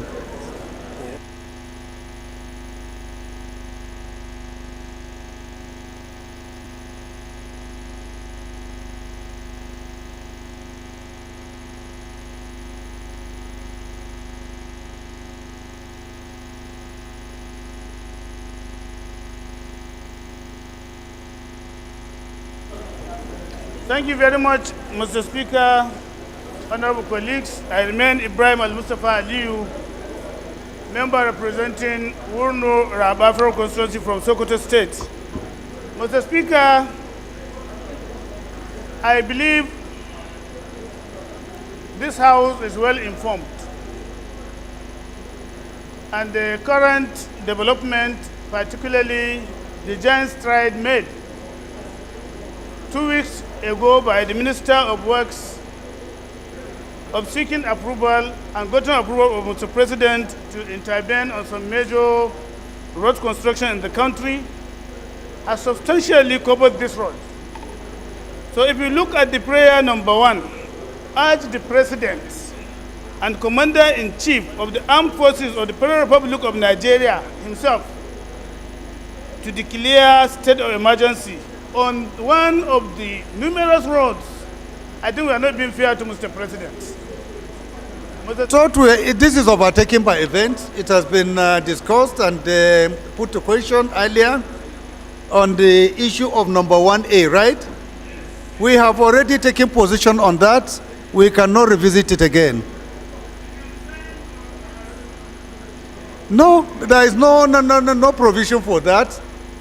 Any motion that has a position has been taken, voted for, you cannot revisit it again, unless you come on another motion as well.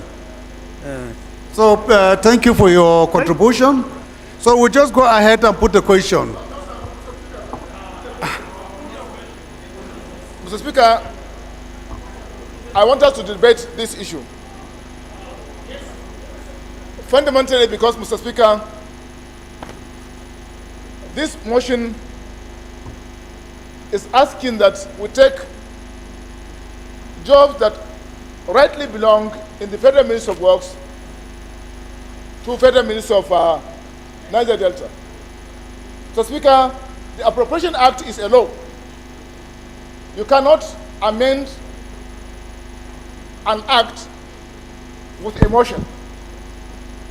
Areas that rightly belong to the Ministry of Works, by virtue of the amounts appropriated to the Federal Ministry of Works, you cannot, by motion, take them away and then give it to Niger Delta Ministry.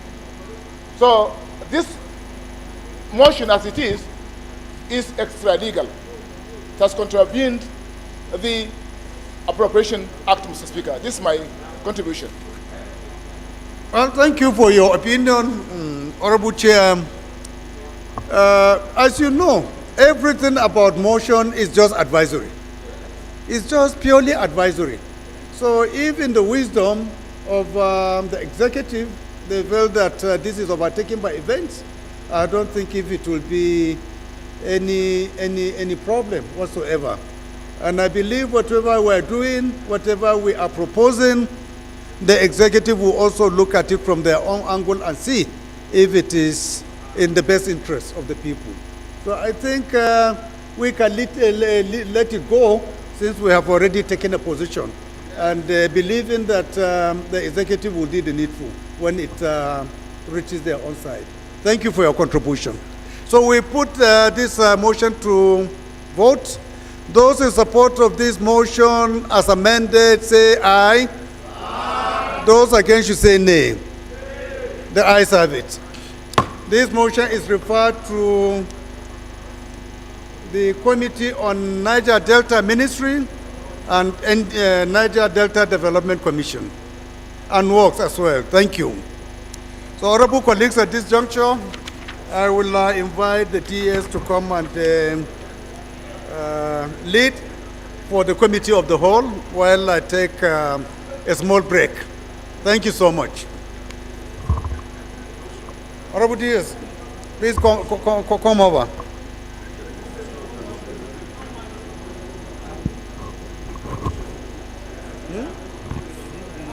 Yeah? Okay, I will have to put them on. Sorry, leader, can you please lead the motion for the Deputy Speaker to take over proceedings? Thank you, Mr. Speaker, distinguished honorable colleagues. Abdullah Halims is my name, representing the good people of Bankpa, Omala Federal Constituency. I am from Kogi State. I hereby move that the House move into Order, committee please. of the Order, whole please. for consideration of report. Thank you, Mr. Speaker.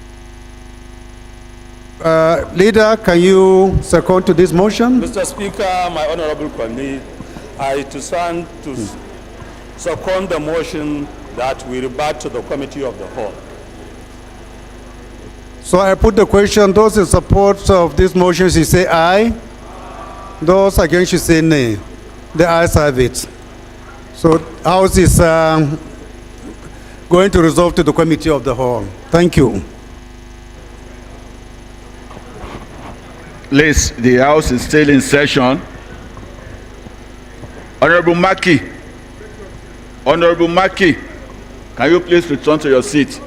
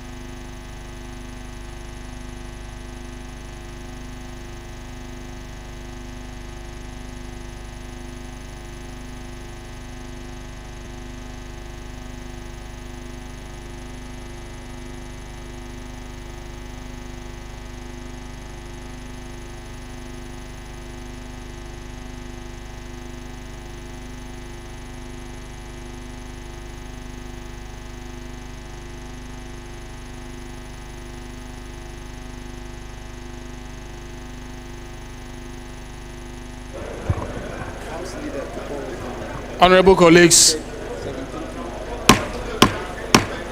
we'll be very quick and we'll be leaving here in no distance time. Please have your seat.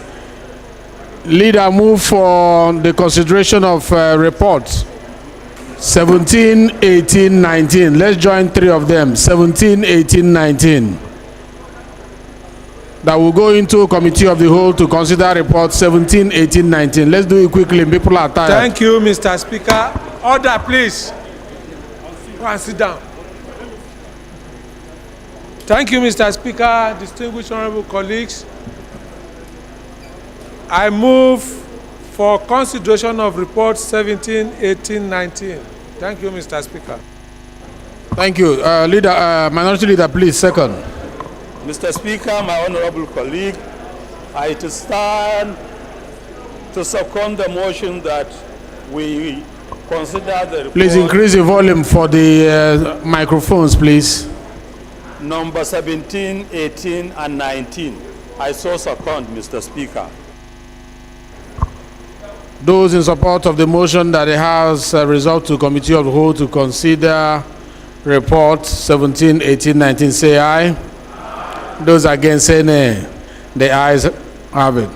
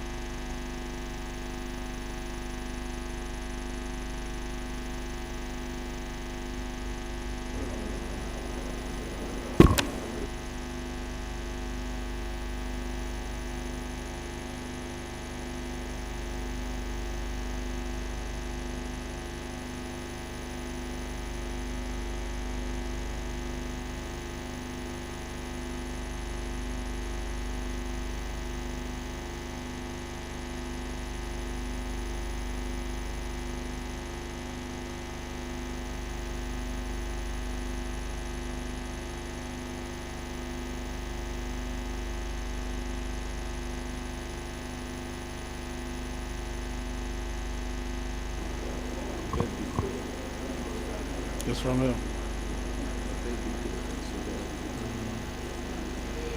Honorable colleagues, the first bill to be considered is for an act to establish the Chartered Institute of Agribusiness Management of Nigeria to promote the practice and professionalism of agribusiness in Nigeria.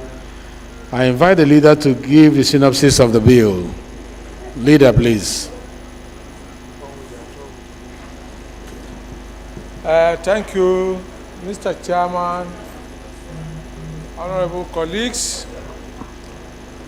This bill for an act to establish Chartered Institute of Agribusiness Management of Nigeria to promote the practice and professionalism of agribusiness in Nigeria and for related matters, HB 138. As we are aware, this bill is intended to lay professionalism, bring in professionalism, and it is intended to, as you are aware, bring increase in production in the agri sector. And you know, in view of our economy and the shortages of food in our economy today, once this bill is passed into law, it will help greatly and it will enhance productivity in agricultural sector. Thank you, Mr. Chairman, honorable colleagues, as we move into consideration clause by clause of this bill. Thank you. Thank you very much, the leader. The question is that clauses 1 to 20 be made to stand as part of the bill, and we're just going to go through them one after the other. Clause 1 to 10, 10 to 15, 15 to 20,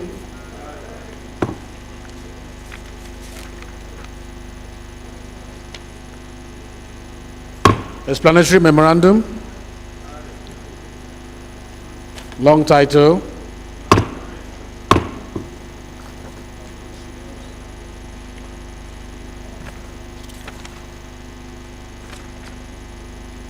shadows. Thank you. Honorable colleague, the second bill to be considered is for an act to establish the Chartered Institute of Digital Forensics of Nigeria to regulate the practice, including qualification, training, skill set of digital forensics among its members, and to determine the standard of knowledge and skills to be attained by persons seeking to become registered members of the profession and for related matters. I invite the leader to give the synopsis of the bill. Leader, please. Mr. Chairman, distinguished honorable colleagues, this is a bill for an act to establish Chartered Institute of Digital Forensics of Nigeria to regulate the practice, including qualification, training, and skill set of digital forensics among its members, and to determine the standards of knowledge and skills to be attained by persons seeking to become registered members of the profession and for related matters, HB 140. As we are aware, this bill is more or less a bill intended to curb fraudulent practices of most forensic operators. And as you can see, once this bill is passed into law, it will go a long way in dealing with those who perpetrate themselves in the process with the intention to dupe or rather practice what is not lawful. As you are aware, forensic business is a very, very serious business in this country today.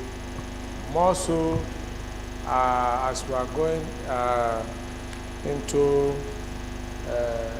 very serious election practices, court practices, so many things that will involve forensics. So once the regulation, proper regulation, proper control is set in this forensic business, it will go a long way in bringing orderliness and pure practice standard into the business. Thank you very much. Thank you very much, Leader. The question is that is for these 24 clauses of this bill be made part of the bill. And we'll go through the clauses one after the other. So 1 to 6, 7 to 10, 10 to 15, 15 to 20, 20 to 24, the shadows,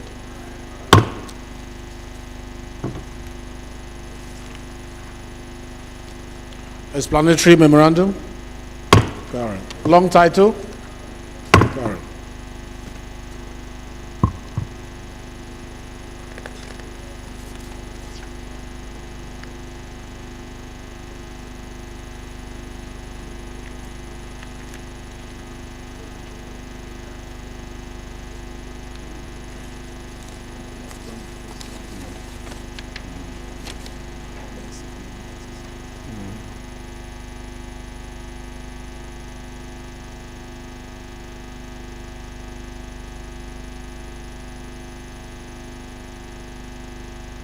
I invite the leader to move that the House do adopt the report from the recommendation.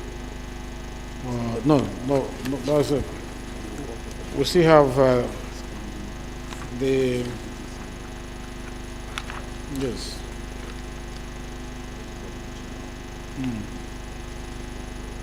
Oh yes, the report to be considered as the third one is the report of the Ad hoc Committee on the Screening and Confirmation of Nominees, appointment as chairman and members of Niger Delta Development Commission NDDC board.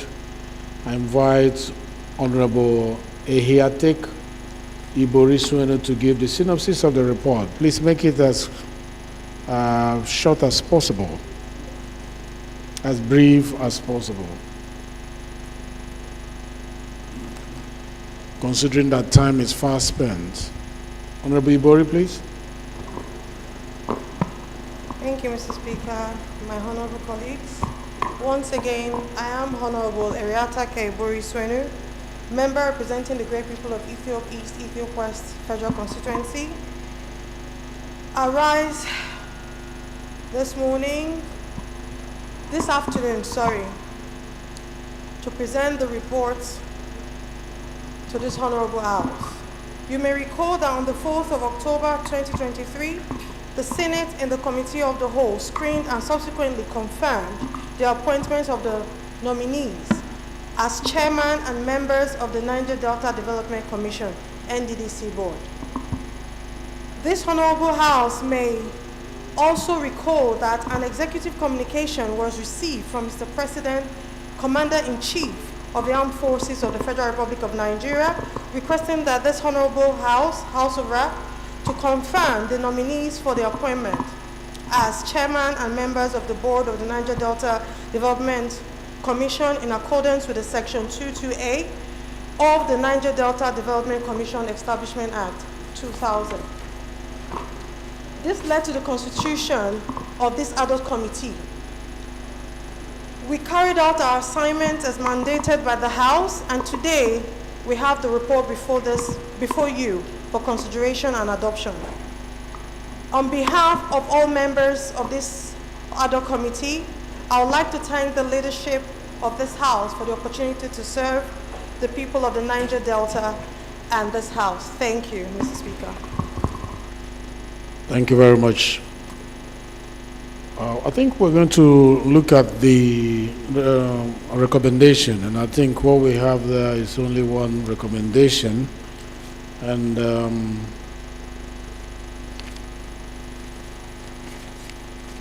we move that recommendation become part of the working document of this House, coming from the committee, and that is the recommendation that the House do confirm the appointment of the nominees as chairman and members of the Niger Delta Development Commission Board. And when you talk about the chairman and members, I would like to mention their names as listed by your report. They are as follows: Mr. Chieduebi, Chairman, Delta State; Dr. Samuel Obuku, MD, CEO, Bayelsa; Mr. Boma Iyaye, ED Finance and Admin, Rivers; Mr. Victor Antai, ED Projects, Akwa Ibom; Ifedayo Abegunde, ED Corporate Services, Ondo; Senator Dimaro Denyabofa, State Representative, Bayelsa; Mr. Abbas Ndekong Nkono, Representative, Akwa Ibom; Right Honorable Monde Ibuya, Representative, Delta; Chief Tony Okocha, Representative, Rivers; Honorable Patrick Esowiren, Representative, Edo; Mr. Kieran Uchebu, Rep, Imo; Honorable Otito Thompson Atikes, Representative, Ondo; Chief Dimba Eruba, Representative, Abia; Right Honorable Orok Uduk, JP, Representative, Cross River State; Honorable Nick Wende, Representative, North Central; Honorable Namdas Abdul Razak, State Rep, Northeast. I think this is not State Rep, this is Zonal Rep, Northeast. Representative Senator Dr. Ibrahim Abdullahi Gobea, Zonal Representative, Northwest.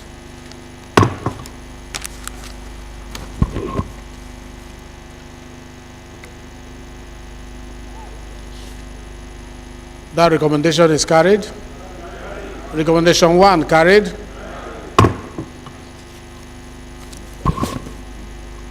Leader, please move that we revert to plenary to report progress. Thank you, Mr. Chairman, distinguished honorable colleagues. Abdullah Ibrahim Ali is my name. I'm from Kogi State. I represent Ampa Omalola Federal Constituency. I move that the House revert to plenary for consideration of reports. Thank you. Leader, Minority Leader. Mr. Chairman, I do second the motion as ably moved by the House Leader. Those in support that we revert to plenary to report progress, say aye. Those against, say nay. The ayes have it.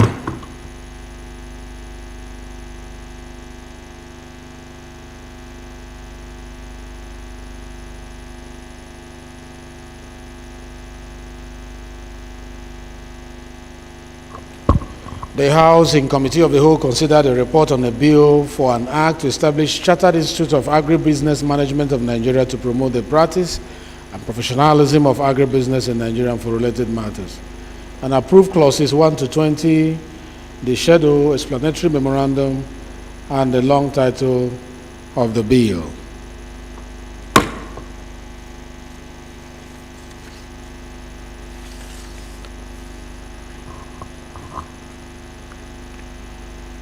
The House and Committee of the Whole considered a report on a bill for an act to establish Chartered Institute of Digital Forensics of Nigeria to regulate the practice, including qualification, training, and skill set of digital forensic among its members, and to determine the standard of knowledge and skills to be attained by persons seeking to become registered members of the profession and for related matters, and approved clauses 1 to 24, the schedules, explanatory memorandum, and the long title of the bill.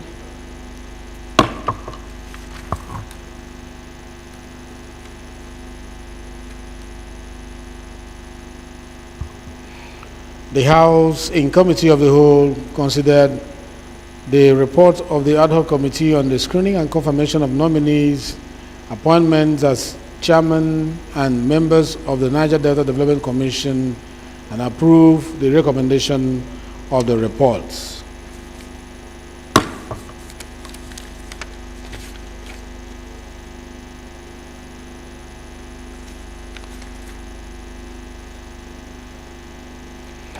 I invite the leader to move that the House do adopt the reports of the recommendations of the Committee of the Whole. House Leader, please.